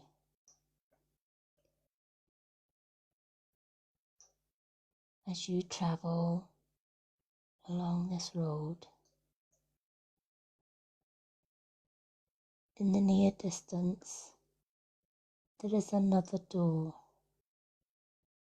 this time a dark oak door with brass knobs.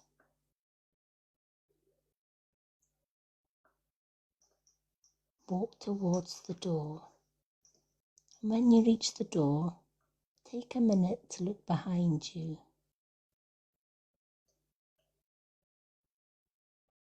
And remember the time and date of this place.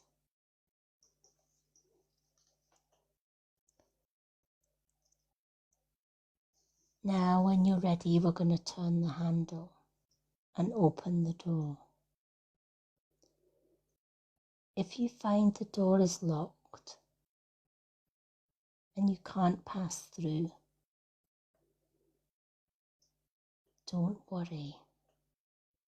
Spend more time here, finding out as much information as you can. But if the door opens, feel free to open it wide. This is a doorway to your next past life before this time. Again, as you open the door, a bright light almost blinds you and then starts to fade. As it does so, another place greets you. Notice, is it a path, a lane, maybe stairs before you? Walk through the door when you're ready. And as you walk through that door, the door shuts behind you, taking you away from the previous lifetime and into this one. Just as before, pay attention to sights, sounds, and places, buildings, people. Where are you? Again, look down at your feet and your clothes. What are you wearing? Are you male or female?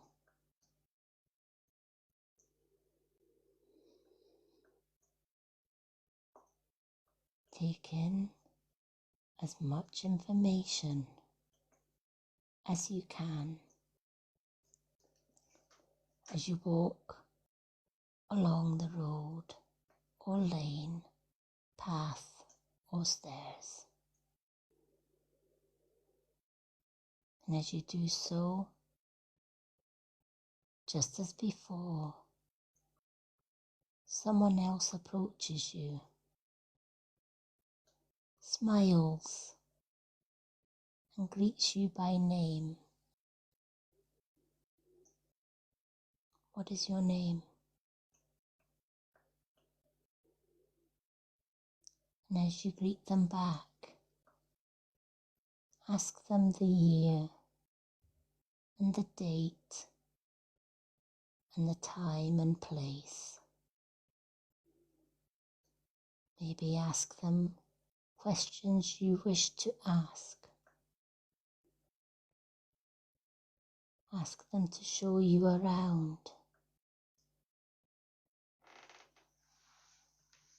They know you well here, for you shared this past with them. Ask them to guide you through this time and place. and to give you as much information as they can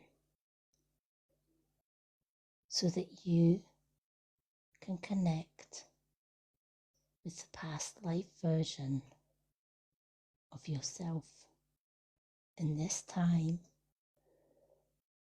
and in this place.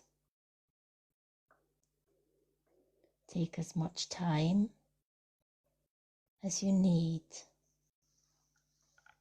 to take in this information.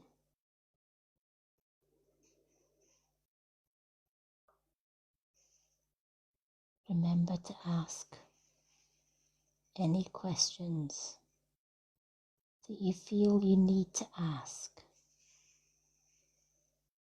knowing that the answers will freely be given.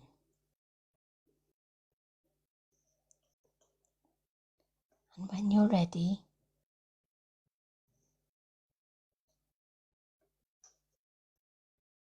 to leave this place,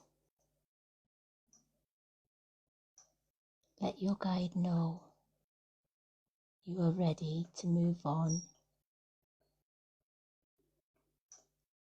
As your guide bids you farewell,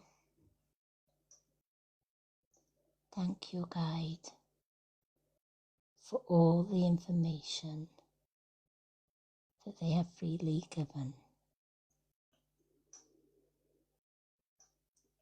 Your guide points forward and asks you to continue to follow the road, the path, or the stairway until you reach your final door before returning back to your time.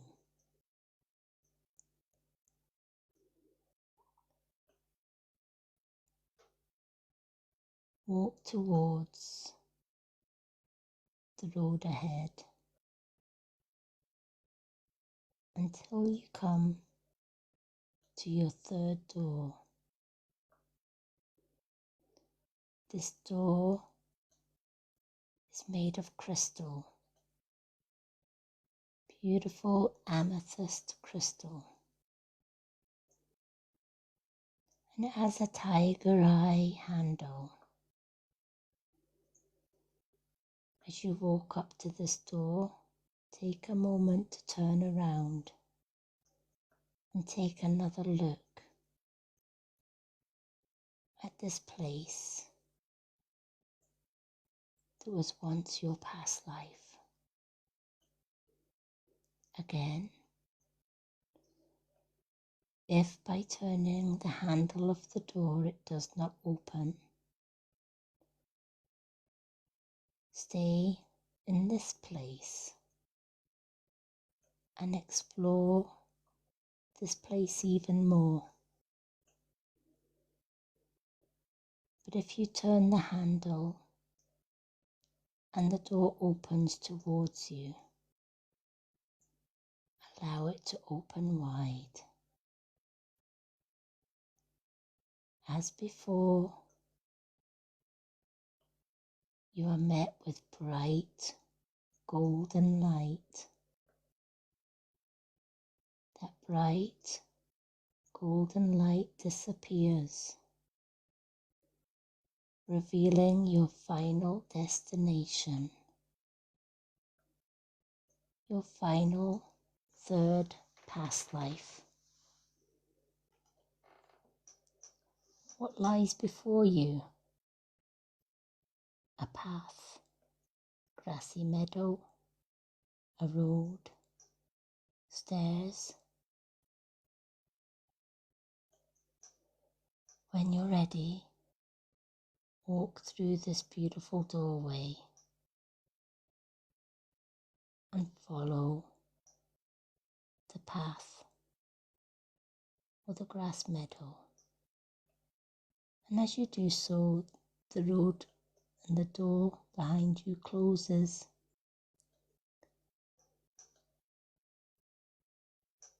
Again, stand on the door step and step down onto the road, the grass, the lane, or the stairs. Look down at your feet and the clothes you're wearing. Notice whether you are male or female.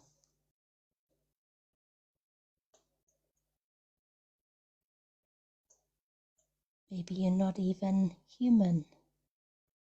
You could be an animal, a bird.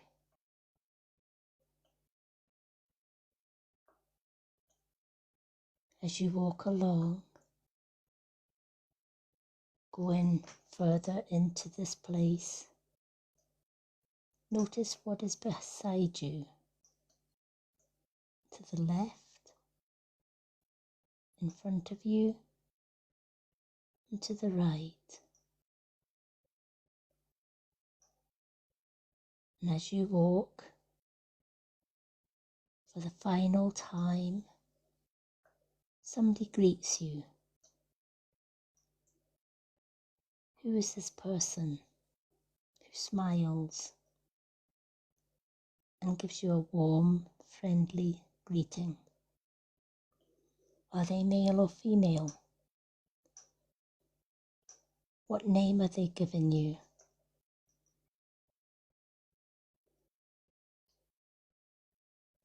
Ask this person for the time, day, and year.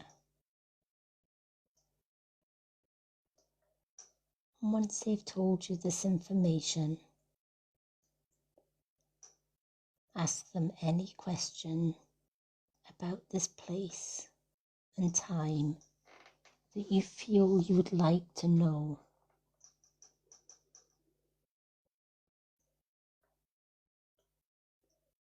Once again, this person offers you a guided tour and to tell you everything there is about this place and this time.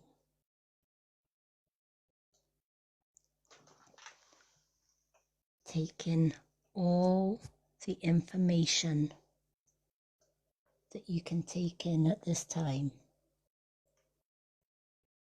Ask your guide to help you remember this information.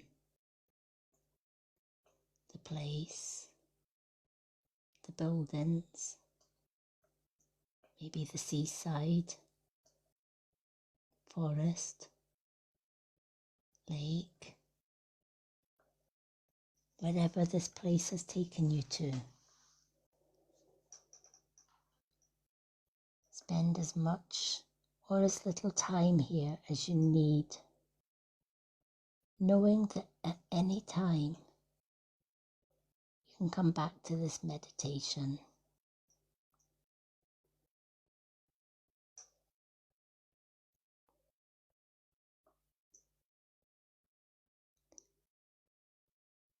As you explore this beautiful place, you notice the sun starts to go down.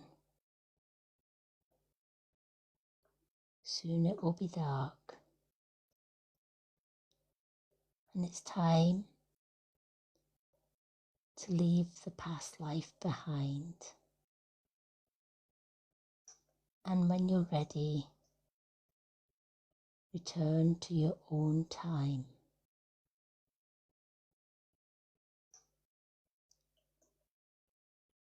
If you're ready, walk along the path in front of you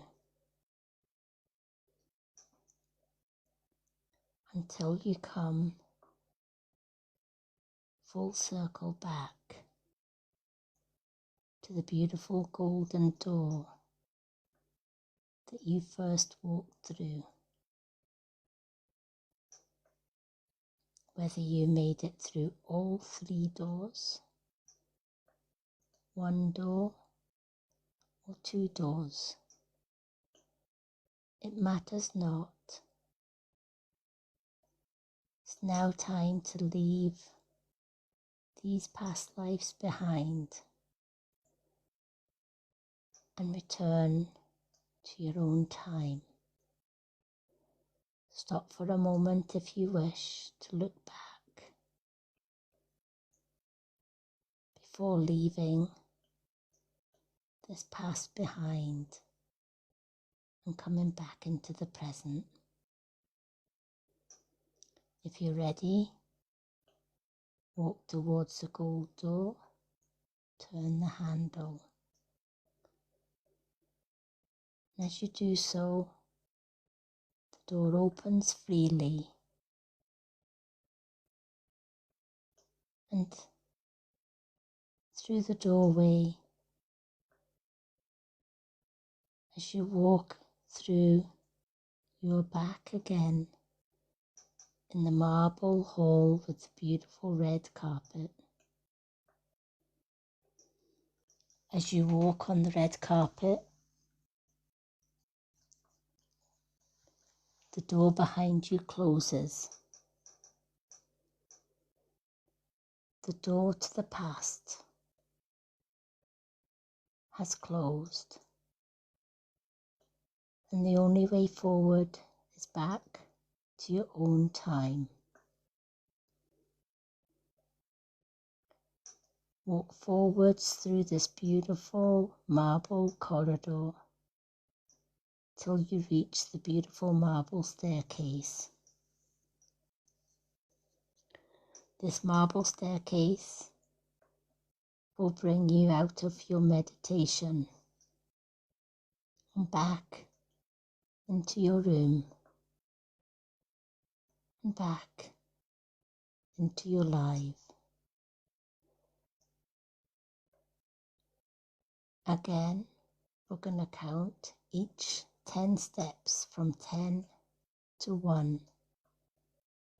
Each step bringing you out of the past and back into the present.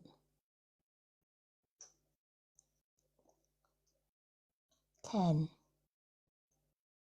Leaving this place behind. 9. Going further up the staircase. 8.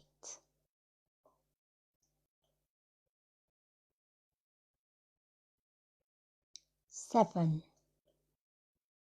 My voice starts to come back, drawing you back. 6. Almost halfway there. 5.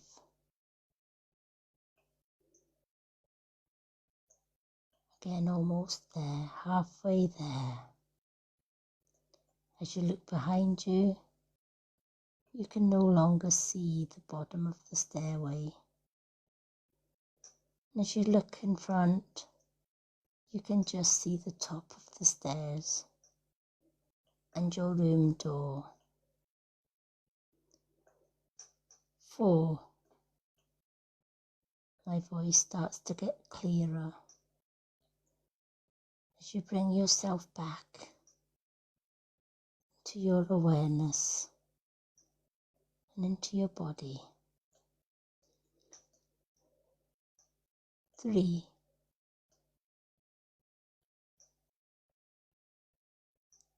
Slowly returning to your time. 2.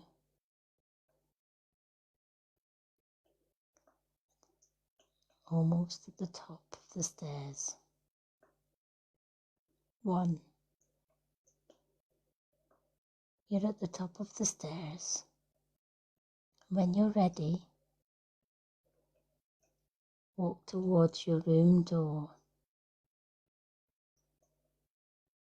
And as you open the door, feel yourself going back into your body. Your mind back into the awareness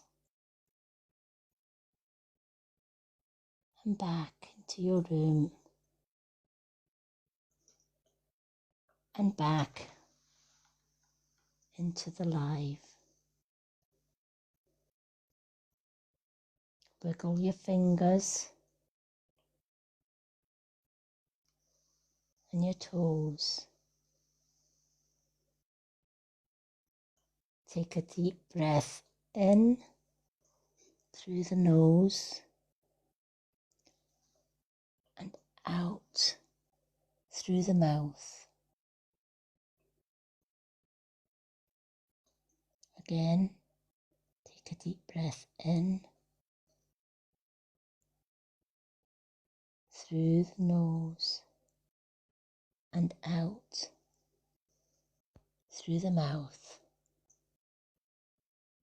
When you're ready, open your eyes and bring yourself back into the room.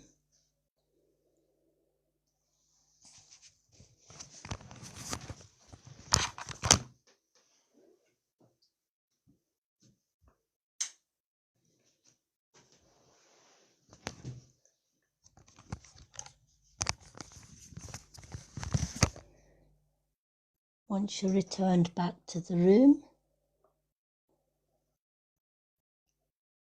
send some hearts, say hi, let me know that you're back.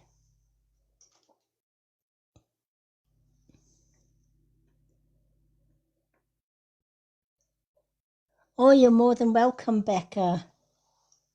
I'm glad you enjoyed it.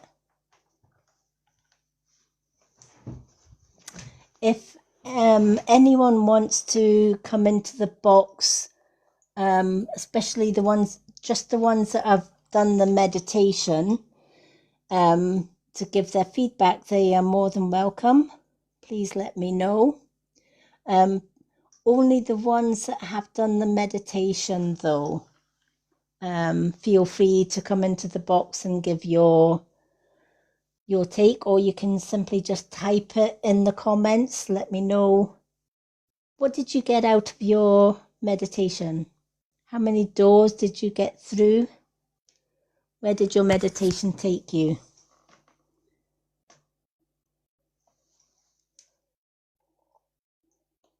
Oh, Michelle's happy to come in. Let's see if we can. Michelle, if you give me a little request for the box, I will pull you up.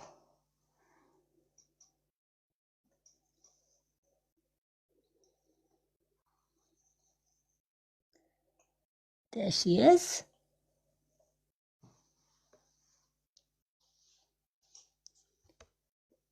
Hello. Hello, my love. You okay? I'm okay. How are you? Wow. So I know one of my past lives, and I know I have a third one. But seeing the second one today has made a confirmation for me today, and my third one, which was new to me today. So my first one is my Viking, and I have a spiritual guide, which was my past husband, and he pops in and out, and I've actually seen him. And he showed me the village where I was and my two kids and everything in Norway. He was just there. But Wow. there's a place called the Panacea. I don't know if you've ever heard of them. I have. Right, so we have a museum in Bedford. And I was in the house and I was dressed. And as soon as I walked through the door, I was dressed like him, and I saw people, and where there was loads of people. And she used to have this room, which I've always been fascinated with, because the story really fascinates me of how she used to do the healing. And I'm like, why am I here? And she said to me, you've got to keep going. This is what you're meant to do. And I'm like, wow. And I'm really, really touched. Like, my heart was like really that confirmation for me, because I've always been so drawn to that museum for a very, very long time. But seeing now, no, it's a part of who I am. Yep. And then the last one was very new, because my nan popped in. Wow. And I did cry. I can't lie. I cried because I don't like saying goodbye to her when she's in my meditation. It's really hard for me. But I was in a cottage and I've always had two kids in every past life, two kids.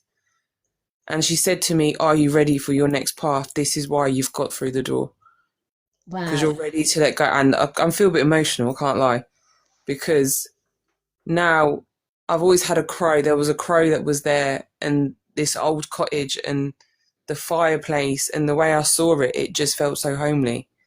And I've always had a thing about just living somewhere in a field, and it's always been drawn to me. And I'm just like really, really touched. Like I feel like I can finally feel free, if you know what I mean. Yep. And the It's confirmation. yeah, it's like putting the jigsaw pieces together, isn't it? Yeah, and it's the whole outfits I saw. The Norway one I know quite well because it's always a past life that's been drawn to me. Because I've always been drawn to Norway. I know I've been there. I know when I go home, when I go there, it's going to feel like home. So I know I've got to go there. I've got to go and touch the swords. I know that's part of something that I've got to do for me. But the other two, just a massive confirmation of everything I've ever felt in Yep. life. And I'm Yep. just truly so thankful for what you've just done today. Because I Oh, cannot say any more. Like, Nan popping in, my Nan coming in and saying, "Are you ready?" She touched something on my third eye as well. And I wow. was like, okay. And then I felt it like proper fuzz. But the weirdest thing is towards the end. So I've noticed astral projection recently quite a Yeah. lot. And I've never really done it before. And the last 2 months. And the weirdest thing is when you were saying about the marble floor, I was seeing my house and I come out of my body and I could feel me come out, but I was looking at me. And Yep. I was like, okay. And then I felt me go back in at the end and I was like, wow. And then I had a bit of tears in my eyes. But Yeah.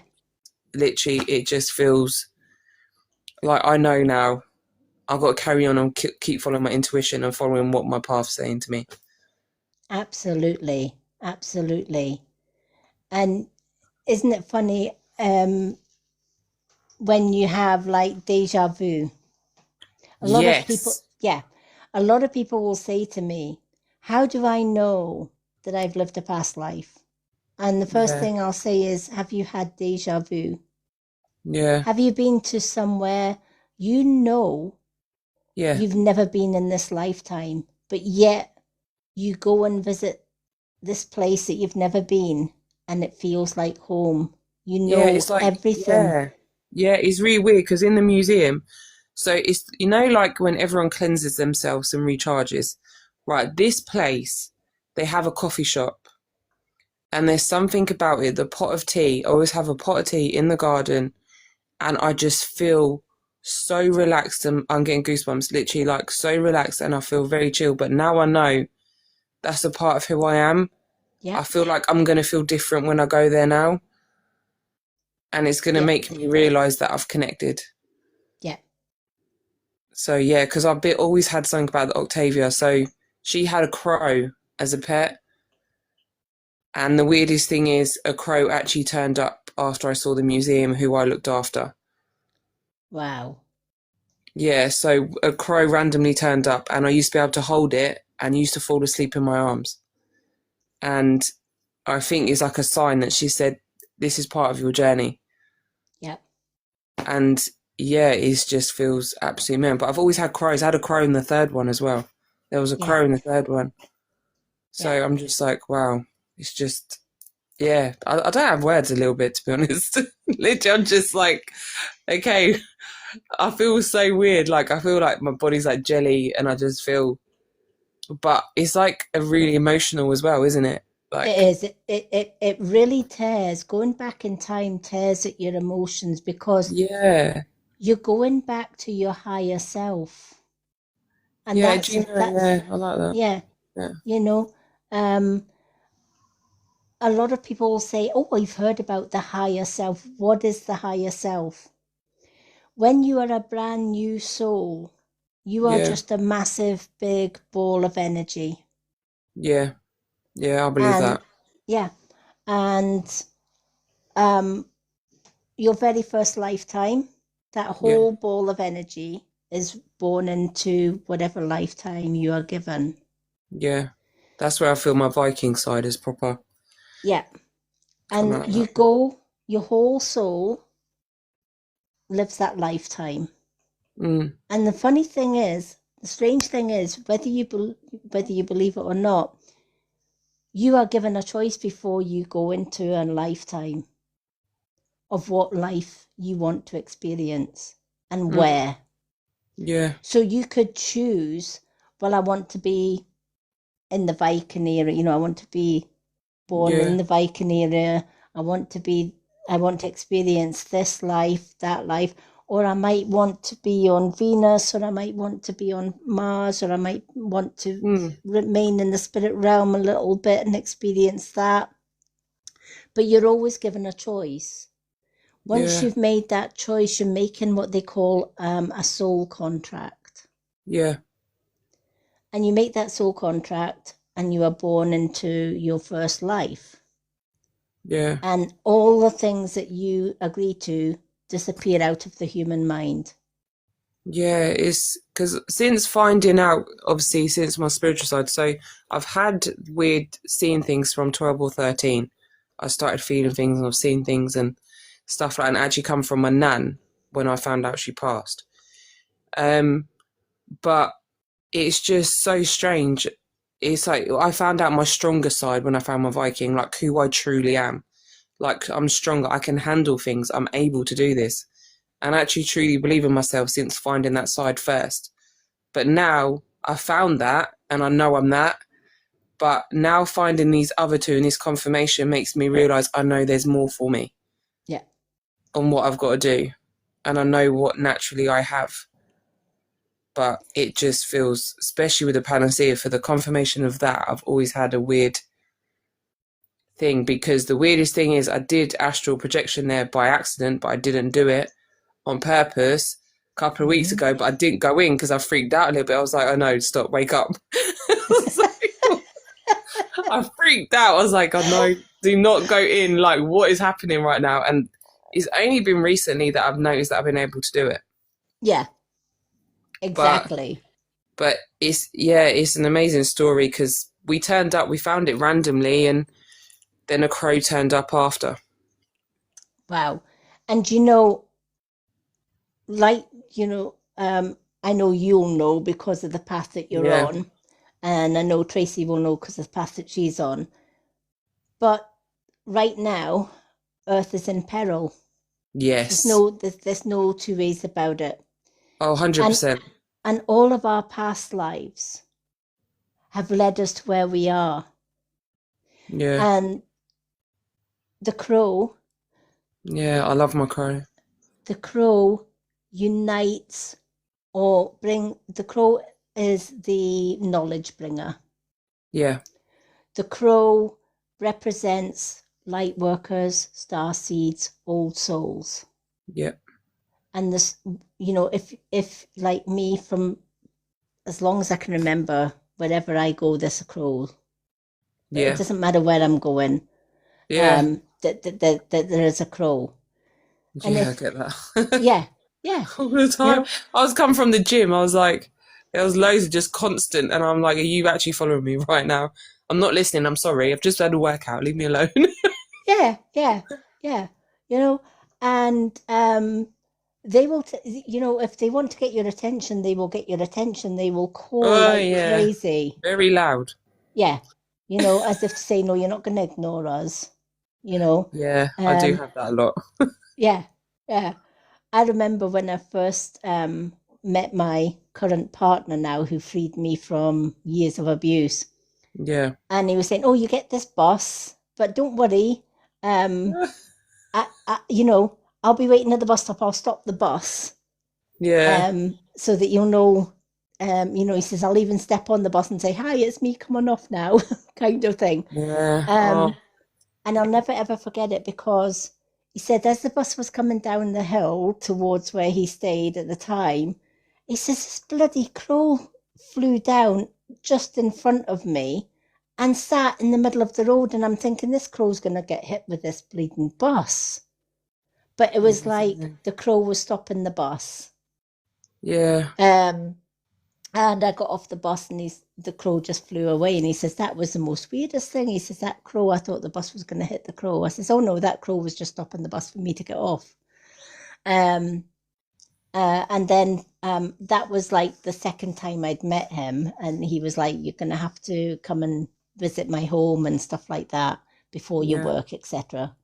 He was helping me to escape that abuse, obviously. Yeah. And 4 weeks later, he gave me the total courage to just say to my ex, I'm gone. Yeah. Do you know something? The crow turned up for me was at a time when I was around narcissist people. Yeah. I was around friends. I was around my dad, who was abusive, and my mum. And this crow turned up, like, stopped me. I was supposed to go somewhere, and then the crow turned up where I work from in my moonshed. And I literally just had this crow in my hand with my uniform on.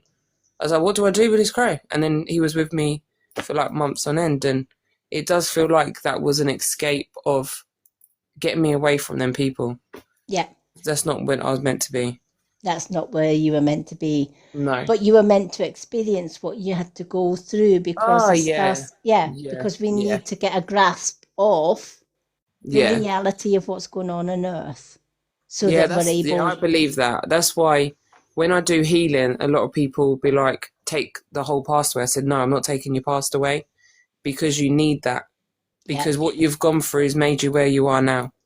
So Absolutely. I never remove it. I never remove that sort of energy at all as a healer, because I don't believe in that. No. I mean, a lot of people say, oh, you have to let the past go. And no, you don't. You can forgive the past. There's a lot of things in the past. Forgiveness is so important, to forgive your past.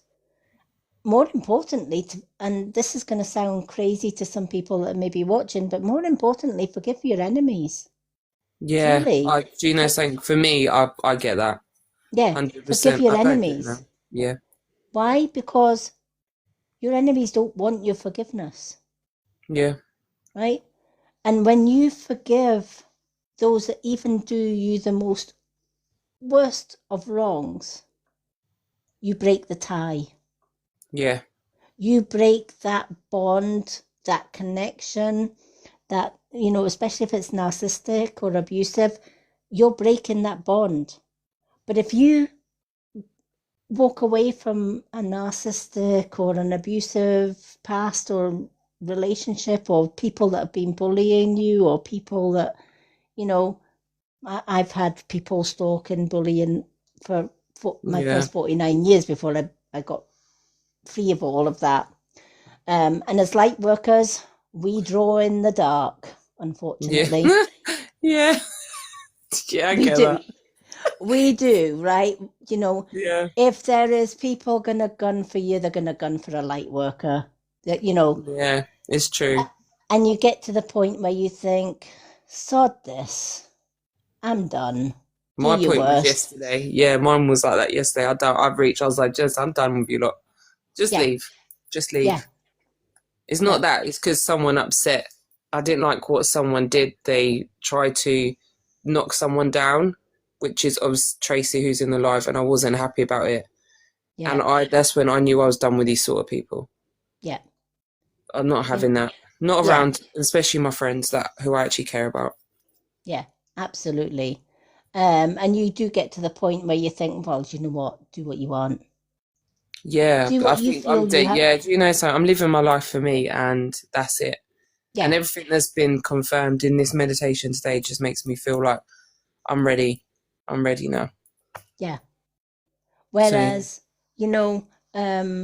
there's a lot of things I could have quite easily said, I'm not ever, ever, ever going to forgive that person because of the bad things that they've done or that they've put me through, etc.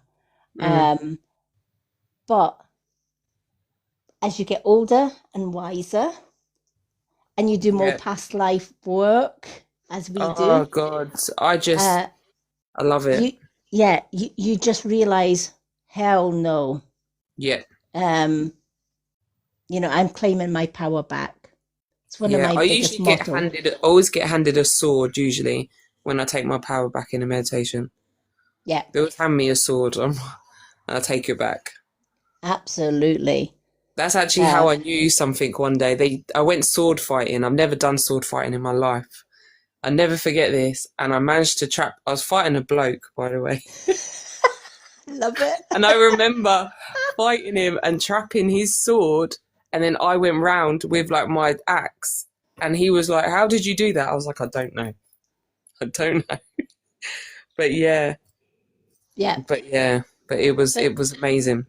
yeah, and like Miss And Barkles was Tracy, saying, I think Miss Barkles was kind of saying earlier on, it's like I couldn't meditate for crap until I met yeah, do you know you. something? If what you have said today is so currently I'm doing a spiritual coaching course and they want me to do a meditation presentation for a day. And I have to do like a morning and afternoon. And what you have said today has really helped me figure out what I've got to put into plan.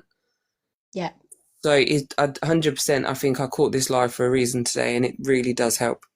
yeah, yeah. As I was saying to Miss Barkles, she's like for a while I kind of like, no, I was getting on this account, I was getting trolled to hell Yeah, by a bad group, and we decided to for a while stop the public lives, and we did the subscriber only lives. And it was during one of my own meditations, it's like one of my guides, and they were like, what the hell are you doing?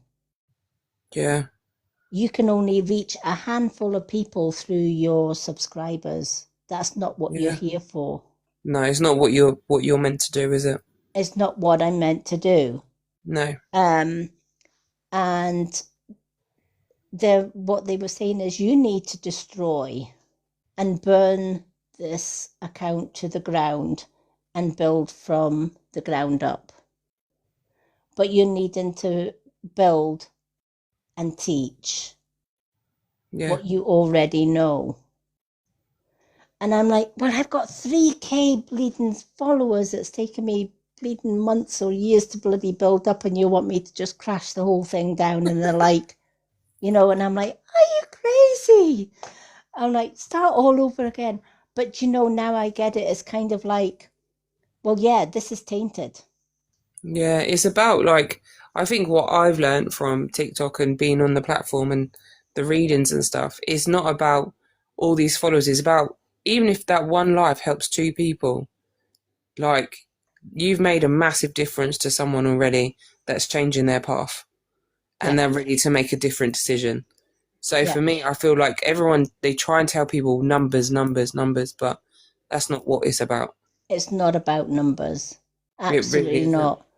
A lot of people are like, oh, I want to reach to 10K, 20K, whatever. Yeah, And I'm like, I would rather have 10 positive people that, are high vibe. yeah, The same. world's, I would rather have 10 people and destroy 3K Yep, negative ones than keep a 3K negative live and allow, and this is the thing, every one of us has got the power to say, I'm setting down my boundaries. yeah, I think boundaries are massively important. Yeah. You know, Massively. I am setting down my boundaries, you know, and if you want to screen record me. I'll even pose for you if you like. Yeah, Right. yeah, So yeah, exactly. right. I'm like Screen that now. yeah, yeah, that's kind of where I am at right now, right? It's like, yeah, come on then. You Yeah, know. because the thing Um, is, you're out there doing something good, but yeah, people are just so negative in this world, aren't they? yeah. I mean, on this account, they have mass reported so many of my videos. Oh, wow. Um, and I'm very close. I will admit I'm very close to losing this account. And you know what? If I lose it, I lose it because I'm building on Yeah. the other side. Yeah. But if I, let them destroy it, right? Because when you let go of 3K and you're starting from scratch, it's a lot That's hard. easier to say, right, you're in. No, you're not getting in, Yeah. right? Yeah. Because you're 100%. starting, yeah, you're starting from scratch. And the quality of the people that I have met on the other side, including yourself and Yeah. Tracy and so many other beautiful souls, um, far outweighs the 3K that I'm losing. I always say, don't look at what you are losing, Yeah. look at what you're gaining. Well, you kicked me up the butt when I caught one of your lives in a reading, because I was actually planning to stop my readings and everything I do and just take this full break. And you read the card out, and I said from Old Tarot, and literally since then, I haven't stopped. Yeah, And I've kept going. I signed up for my course and I've kept doing my course. And honestly, hand on the heart, even when you jumped on my live, I was so honoured to have you on there for giving that reading. Even Tracy, I said, honestly, so honoured from a woman who has been through so much, that teaches so much. I know that you can help me so much and learn more about myself. Like tonight, I don't have words what you've shown me. yeah, Literally everything you have done for me just this evening, the meditation, what you've been saying has made a massive impact on me. And I think yeah, you need to remember that with you, because honestly, you are phenomenal, like yeah, incredible. yeah. When I came onto your live and you gave me that reading and you said, your guide team has changed, I went, wow, okay, Yeah, there's only one person that knows that, and that's me. yeah. Not, not even, It's not even my mods knew that. Because, and I'm like, wow. And I'm like, yep, yep. And I didn't have any say in that. It's kind of like, right, this is where you are. You are an old soul. You are who you are. You know, and I went through a massive awakening yeah. when I decided, and that awakening actually came on the solstice. Ah, Um, yeah. yeah, that was a massive awakening. And I remember going into my mods group and I said, right, I'm changing things up. And Miss Barkle's going, oh shit. Like, yeah, like what we got prepared for now? What's happening? Yeah, you know, and they're like, we are going live and we are going public live. And I'm Yeah, stopping the subscribers on here. I yeah, will bring them back when we get to the 1K on the other side. But on this yeah, account, you know, I'm stopping the subscribers on here because this account's done. The only reason this account's still going is because I can go live here. yeah, And for as long as I've got this account, I will continue to go live here yeah, until I can go live on the other side. yeah. Um, and I remember Miss Barkle saying, "Oh shit, we're going live and we're going public again." And then she's like, "What about the screen recordings? What about the trolls?" And I says, "What about them?" Just ignore them. We do. I usually answer to them in my lives. Yeah, yeah. I had one who tried to take the mickey. I think they said to me, "Oh, what? Am I going for the chemist or something tomorrow?" I said, "Well, maybe. Do you need some paracetamol for that headache?" And I just remember, and they were like, "Well, maybe." And then I said, "Yeah, I will laugh with you. Not a problem." So I literally just answered to them. I'm like, "Yeah, you're not getting to me." Yeah, yeah. I did a post one time on this account before I deleted all the posts because I'm thinking, well, if they want to troll this account, which is the old account that's getting destroyed, they can troll one post, because the rest Yeah, is all coming off. They can look at a blank screen. I don't really care. Um, and I remember kind of saying, right, okay, all the posts are coming off. And I did one post before I took it off, and the post was quite just a very quick one, and it was kind of like, I sit and chat and laugh with and communicate with people who talk shit behind my back, yeah, but it's okay, because the yeah. funniest thing is they don't know that I know that they I are talking ah, shit behind my back. do you know And this that is is my power. so bad? Yeah, like it's one of when being like what we do. We see Mm-hmm. things before they happen, and we know when they're happening. Like, the weirdest thing is, like, I'm feeling things before they happen just recently, which I actually said on Monday, which has happened today. And Mm-hmm. then I'm hearing conversations that are going on that are not even near me, and I know who's talking, and I'm like, yeah, this is happening, and my name's being mentioned right now. Yeah. And they still lie to you, and you see your face, and you're like, I've heard it. Like, my guides have told me. I know what you've said, Yeah. and you have to laugh because it is just madness. Yeah. They're coming into your lives, or you're posting. They're like, "Oh, I think you're wonderful. You're this and you're not Yeah, that. You know, you're the best thing since sliced bread." And yeah, yeah, yeah, yeah, yeah. And you know, yeah. they are screenshotting. They are chatting. They are putting Do you have a videos out. feeling as well when someone's watching on the outside of the live? Yes. Yeah, that energy comes straight into live, even when they're on the outside, and they don't realize. And I'm like, I know you're watching, Yep. and I'm Yep. like, yeah, I'm just laughing. With my spiritual guides, like, yeah, I know they're watching. It's fine. So I Yeah. think I actually posted a video the other day. I said I love hearing rumors about me that I don't know about. I know. Isn't it crazy? What's the next But one? yeah, you know, and it's like, yeah. And, you know, when I was telling my mods, I'm going back, oh, do you think that's wise? Yeah, Shouldn't we just stay in the subscriber only? I went, no, we are going live, we are going public, yeah, and we are doing it. And she's like, oh, oh my God. yeah. But sometimes it's that, like, we weren't going to go live tonight, and we went live, me and Tracy, and then we had a brilliant live Yeah, because the energy went down yesterday in the live. It wasn't very nice. Someone did try to destroy the energy, and I said, no, we're going again. You're going to show them, you're going to stand tall, and you're going to show them what you're made of. Because I know Tracy can be she's really good at what she can do. She just doesn't believe in herself at times. That's why I'm guiding her, and I'm like, you are doing this. yeah, And I will yeah, make sure. When I'm up the top, mate, my people are coming with me. When I'm up yeah. there, they're coming with me. I'm not being by myself. I think my awakening point was I was working with a lady on this app, and she was at the end of a tether. She was in a narcissistic um, Yeah. relationship, etc., etc. And she actually said, I think I'm at the end of my road.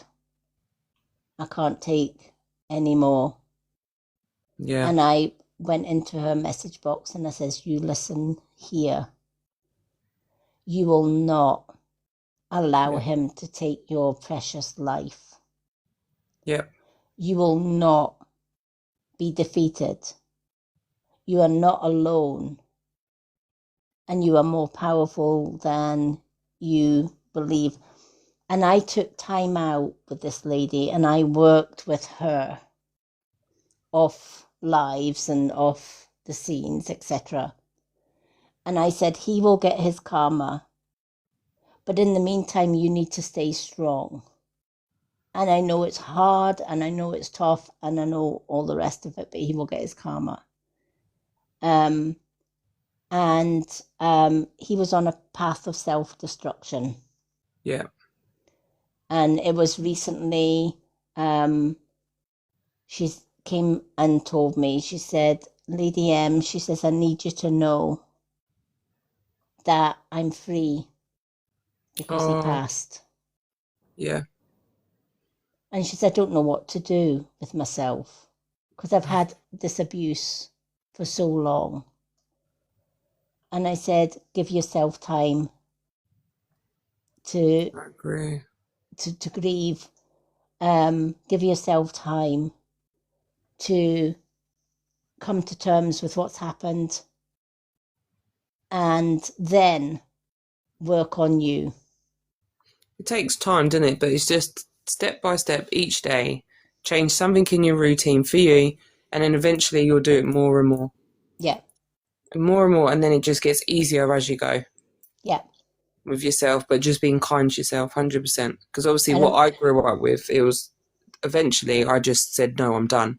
And I cut them out. yeah, I reached a point, that's why I was like, no, I can't do this anymore. Not that because I've got two kids. His energy in my kids is not what I wanted. Yeah. because he was a very dark energy. I used to actually get Yes. pain in my hip every time he was around Yeah. until I cut him off. Yeah. Mine was really, really dark, my Yeah, ex. it's a dark Yes. energy. Yeah, really, really dark. Um, to the point where I would sage and cleanse the house before he came home from work, Yeah, knowing that the cleanse would make him physically sick, and it was. And he used to come home and say, "Don't burn that crap. It makes me feel sick." And I burned it even more. yeah. I would be like literally like bowls of it. Yeah, honestly, We'd be I had brute. a honestly I had a cupboard full of white sage. Literally, I would have had like a whole couple of drawers and be like, yeah, pull them out. And I would cleanse the house from corner to bottom. And he would Yeah. literally come home and open the window and spew outside the window. As like, Oh, you know, don't yes, you? Just yeah, know, like, yeah, this is right. No, yeah, I'll do the same. Yeah, because he's like that. My mum, so basically, puts a lot of crystals in the house, but I've told her, so I've astral projection there by another accident one evening. I don't know what happened there. I still don't know what was going on astral with me. projection is never an accident.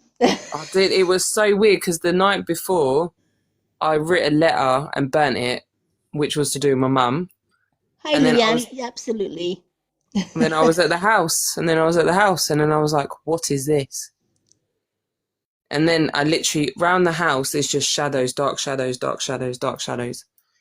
Yeah, And and I actually rang her the next day and said, no matter what you're saging is not enough in that house. yeah, That whole energy is not right in that home. And it was so heavy and dark. But then when I stepped away, it just disappeared. And I yeah, come back. absolutely. Hello, Angel Purchase. Not seen you for a long time. Welcome. We have just finished our meditation and we're just chatting about all things spiritual and meditation and stuff. Yeah, Um, it's a crazy world. yeah, yeah, it is. It really is. Um, but yeah, I'm just so glad I took the plunge and came back on doing my lives I'm again. really glad you have as well because Yeah, you're helping people so much, and we're never going to let you give up, no matter what. Even Leanne is in this. People that support you, we will not let you give up. yeah, We're all in this together, and we're all going to be going together. That is the main yeah. goal. Well, I believe that light workers meet up for a purpose. 100%. Um, and do you know, when I was younger, one of my guides, and who is my great grandmother, Yeah, my great grandmother's been with me since the day I was born in this lifetime, but she's my higher yeah, self. yeah, Um, and she said, you're not like everybody else, and that's why you don't feel you yeah. belong. And it's true. I've never felt I belonged on this It's really weird planet. you say that. I used to say that when I was younger. I used to always say to my mum, like, I feel like I'm in the wrong time. And she's like, what are you talking about? I'm like, I don't feel like I should be here. Yeah, But I yeah. have told my spiritual guides, don't even think about bringing me back in where there is robots and flying cars and stuff like that. I do not want to be here, okay? Do you understand me? I literally Yeah, said, I shouted him out to him. I said, don't you dare bring me back for another one. All right? yeah, yeah, Make sure this is my last. yeah, yeah. Exactly. It's kind of like, no. I mean, I as a child, I would sit outdoors and I would just like look up at the sky, and I'm like, Yeah, that's home. yeah. The That's rain, when, sitting at the yeah, window with the rain.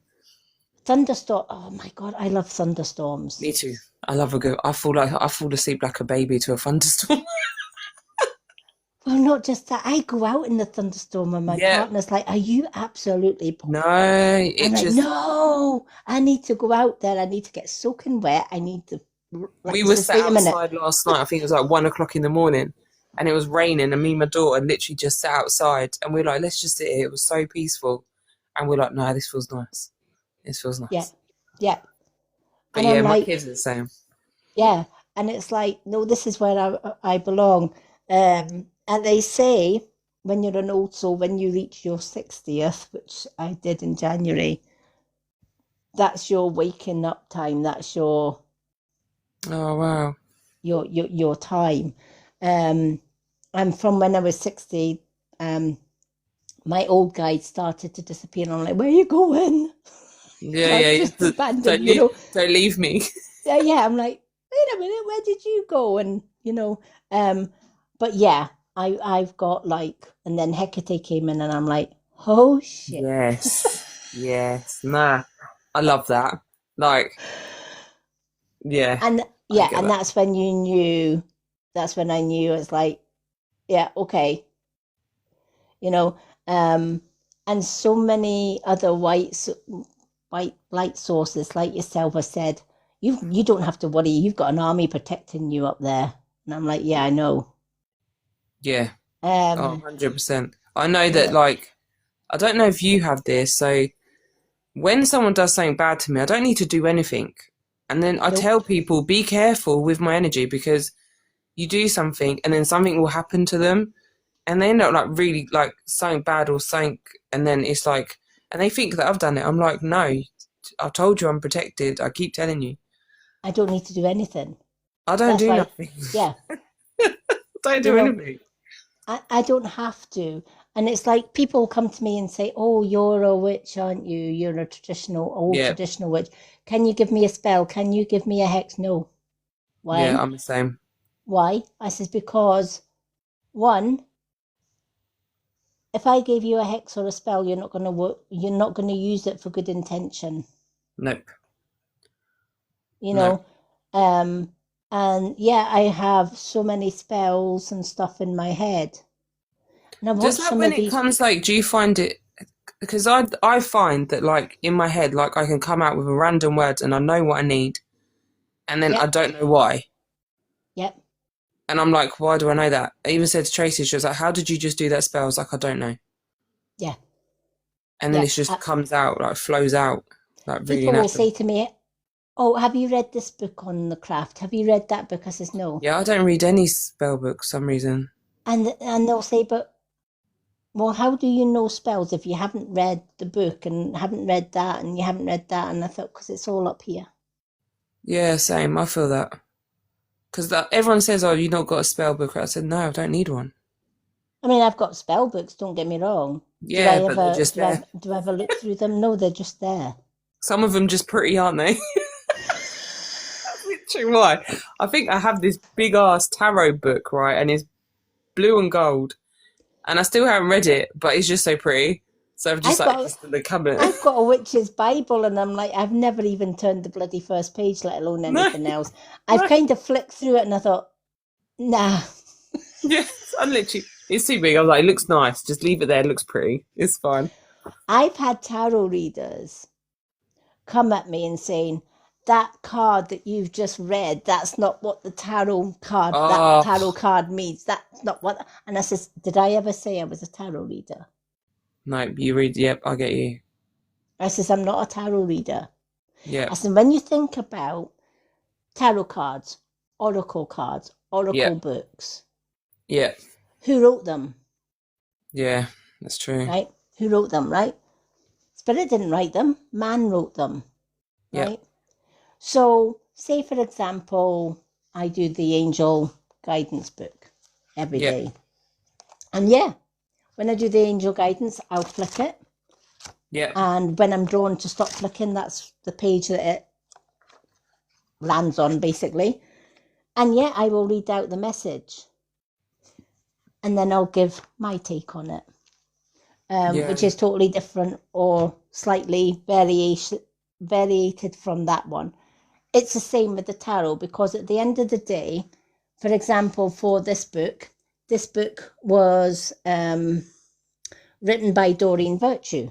oh, Right yeah, now, I have a lot of Doreen Virtue books and yeah, cards and stuff. I love her stuff. beautiful, beautiful, She is. honestly. She is. I've got a lot of her cards and her books and articles and stuff. But at the end of the day, what's in the cards, what's in her books is Doreen Virtue. Yeah, And what Doreen Virtue sees or what Doreen Virtue portrays, etc., etc. That's not necessarily how I would portray the message. I would take a keyword from that, But at the same time as we're taking the keyword, we're also taking guidance from our guides. Yeah. So it's like, yeah, the tarot rules are the tarot rules. Who made those tarot rules?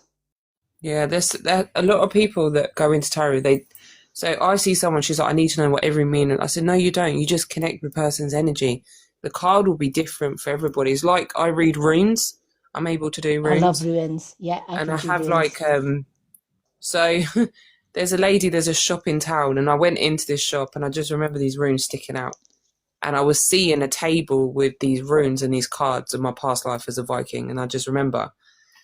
And someone said you need to remember what they all are, and I'm like, it represents something different for everybody, every single one.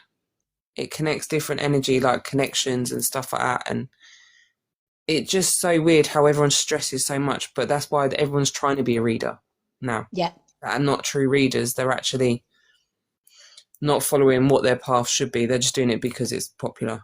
yeah. And it's, I mean, especially on this app, you get the ones, Oh, the fake readers, you know. I love the ones that come into my DMs and say, hello, dearly oh, I beloved. test them out.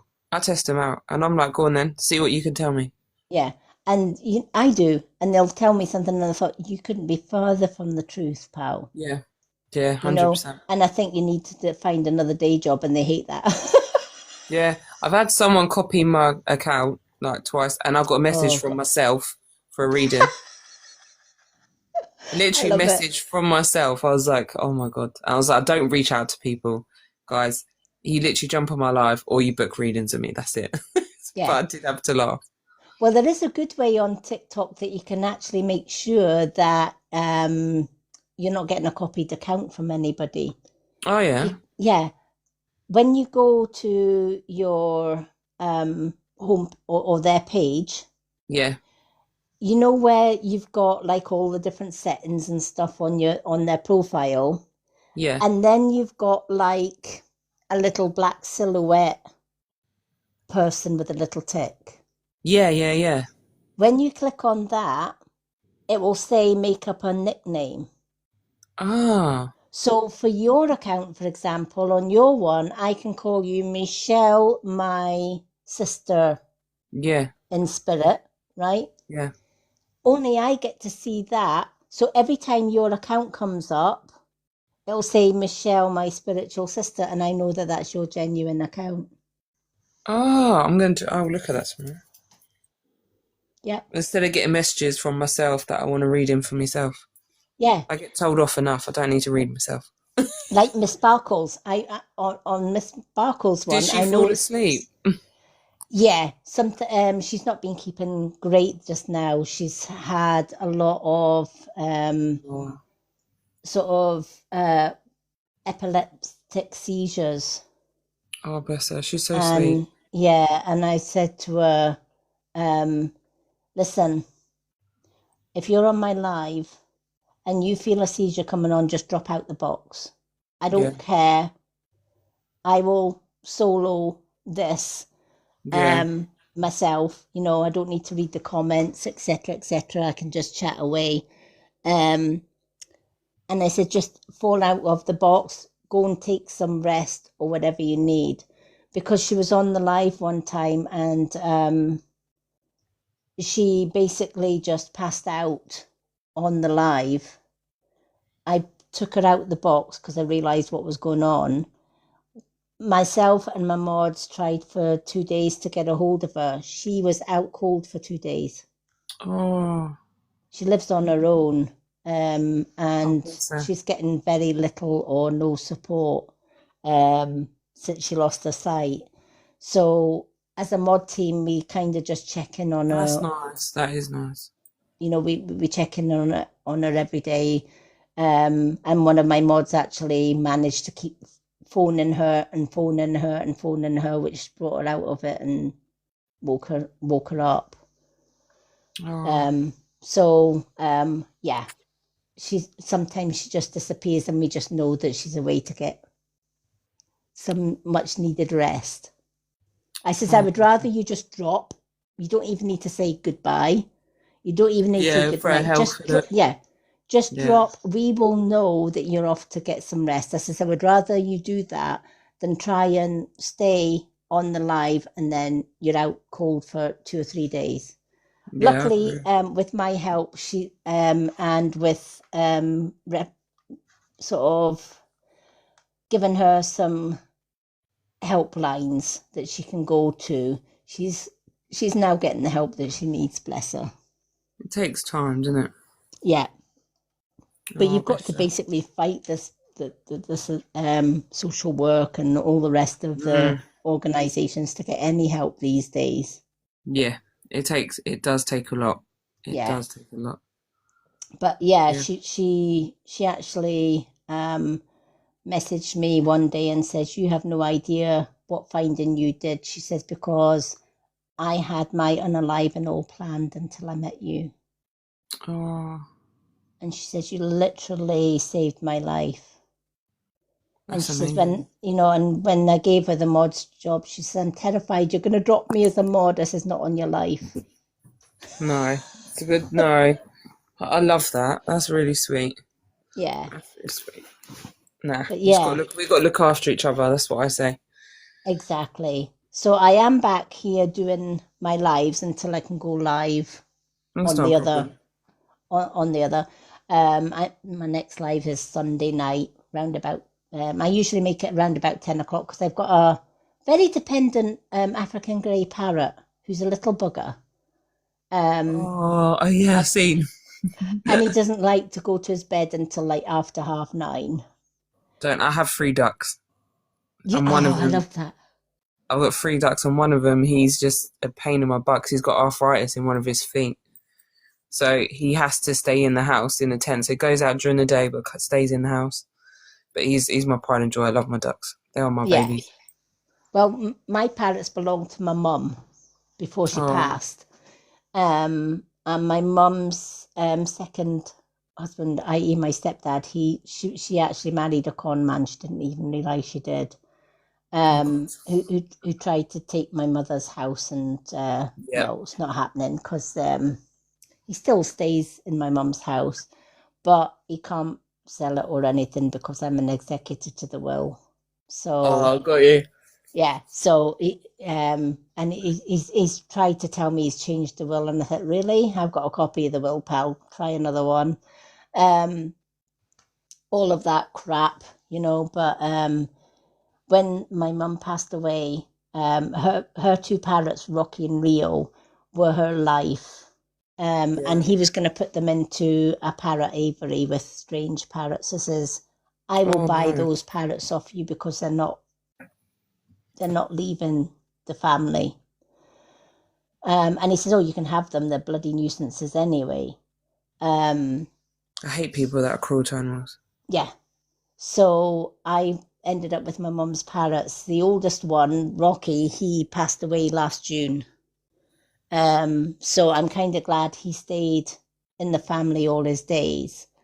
And we've just got his little brother now from another mother, our little Rio. Um, Oh, so yeah, Rio kind of then, when Rocky passed, Rio's like, "That's my mum right there. Rocky's not there, so that's my surrogate mother." And I'm like, "Yeah, okay." yeah, they come a big part of the family, didn't they? The Yeah, animals, they're a yeah, big part. yeah. He's just like part of the, if he won't eat his dinner until we're sitting at the table and having our dinner. I It's like, love no. that. And if like yesterday, me and my other half went out for dinner, Oh, and we came back and we gave Rio his dinner, and he's looking at us as if to say, "Where's yours?" And I'm like, "We've eaten." Well, this little bugger was up till about 3 o'clock in the morning, up and down his cage as if to say, "You haven't eaten yet." And I'm like, "Well, you go to sleep." yeah. But the thing is, you talk to them because I feel like they do understand you, especially when you're connected to animals. Like my Yes. one. Yeah, my one definitely. He's sassy. Yeah. I'm going to have to share a video on my new page that blew my partner away. We weren't that long together. I think we'd been together a year. And we went a walk to a country park that's just about 20 minutes walk from where we stay. And there's a big loch there, and there's a family of swans. And Oh, everybody stays clear of them because they hiss and they flap their wings and stuff like that, especially if they've got babies. So we were walking along the path and I seen these swans at the other side of the loch. And I said to him, I said, right, here's the camera. He says, what for? I said, I'm going to sit at the water's edge. And he says, are you daft? He says, they've got babies. They are yeah, going they'll to know you protect though. it. You Yeah. know, they've got babies. They are going to come and kill you. You know how And I, amazing we have a person who sits. So in Bedford, we have like this massive river, and there's this person. He sits with the swans all day and lets him on the lap and everything. One day, I went up to him and introduced myself. I just felt like I had to give him something with some nice energy. And he said, "Go down to their level." And I went down to this swan. This swan put his head in my hand, and all I can say is they are the most beautiful spiritual animal. Like the way they are is stunning. yeah. Stunning. And I sat down by the water's edge and my partner stood way back. And Yeah, they're of like, course they I, could. I said, do you want to come and sip? No, you're all right. I'll just stand here and film. And they went, oh shit. He says, they're coming. Well, this mum and dad swan with all their little cygnets, they were like half flying, half paddling, half swimming towards us with pushing their babies in front. And my partner's going, oh my God. I says, it's fine. It's fine. And they came up, and the mom's pushing the cygnets towards me as if to say, meet my family. And I'm sitting there feeding little tidbits and stuff that I had in my pocket and then talking to them. And my partner's filming it with disbelief. And he's like, Yeah. how? Just how? And then I got up and I said, thank you for showing me your family. Thank you for showing me the little ones. And have a good day. And as I was started to walk towards the main bit of the um, nature park, they followed me all the way along the shore, pushing their little Oh, cygnets.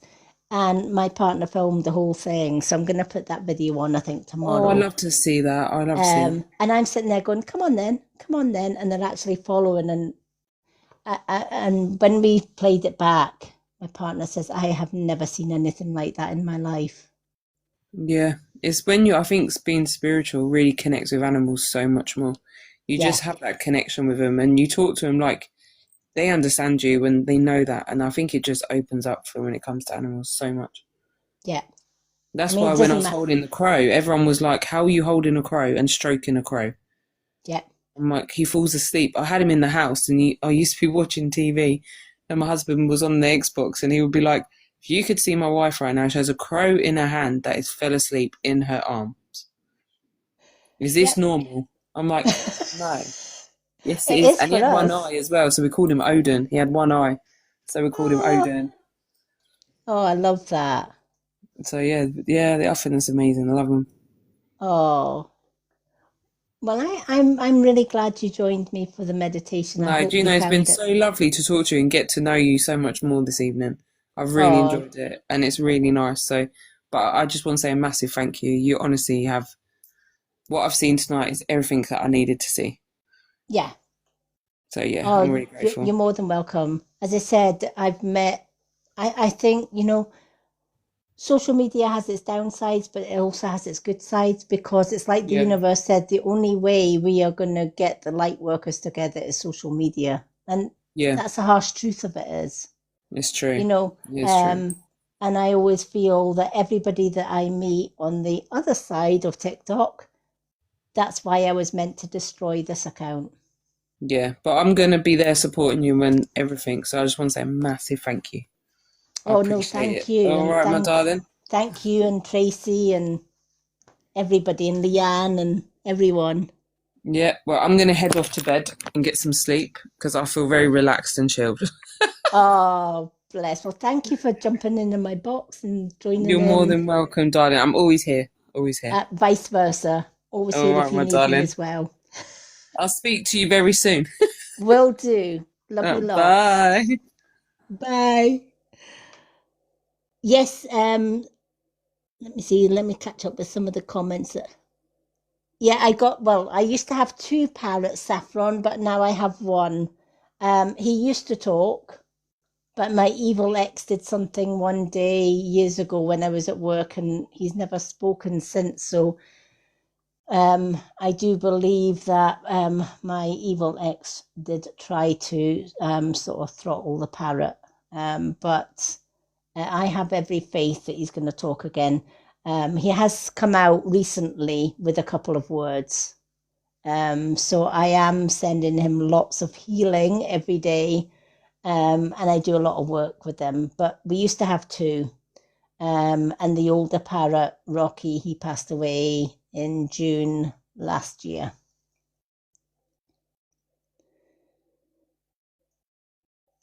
For those that have joined me tonight, this is kind of like my backup account. And if you want to follow me, please do not follow me on this. Well, you can follow me on this account till I close this one, because this one will eventually close. But you will find me on my new account, which is at the Old Soul Spiritual Healer.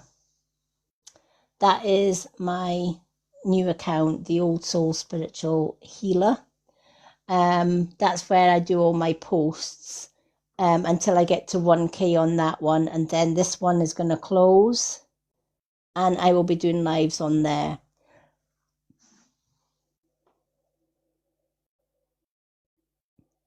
Hello, Scouse Queen. Welcome in. Oh, Donna was in as well. Lovely to see so many people join me live tonight. I hope the ones that have done meditation with me tonight, I hope you found the meditation helpful. I'm back on this account on Sunday night, 10 p.m. for some spiritual card readings. So if you would like to join me for some readings on Sunday, then come over here to this account and I will be doing some readings on there. I always post my next live readings over on my new account, which is the Old Soul Spiritual Healer. That's where you'll find me. So do follow me over there. I do cards of the day over there. I do daily positive sayings and other uplifting posts over on my new account. I only use this one for doing lives. You'll also find me on Facebook. I have a Facebook group. If you look on Facebook and search the Old Soul Spiritual Healer, let me see if I can bring my comments up and I will tag my new account up. Let me have a look.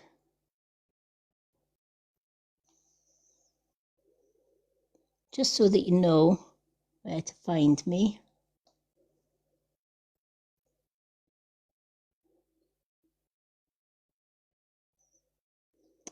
Let me have a look.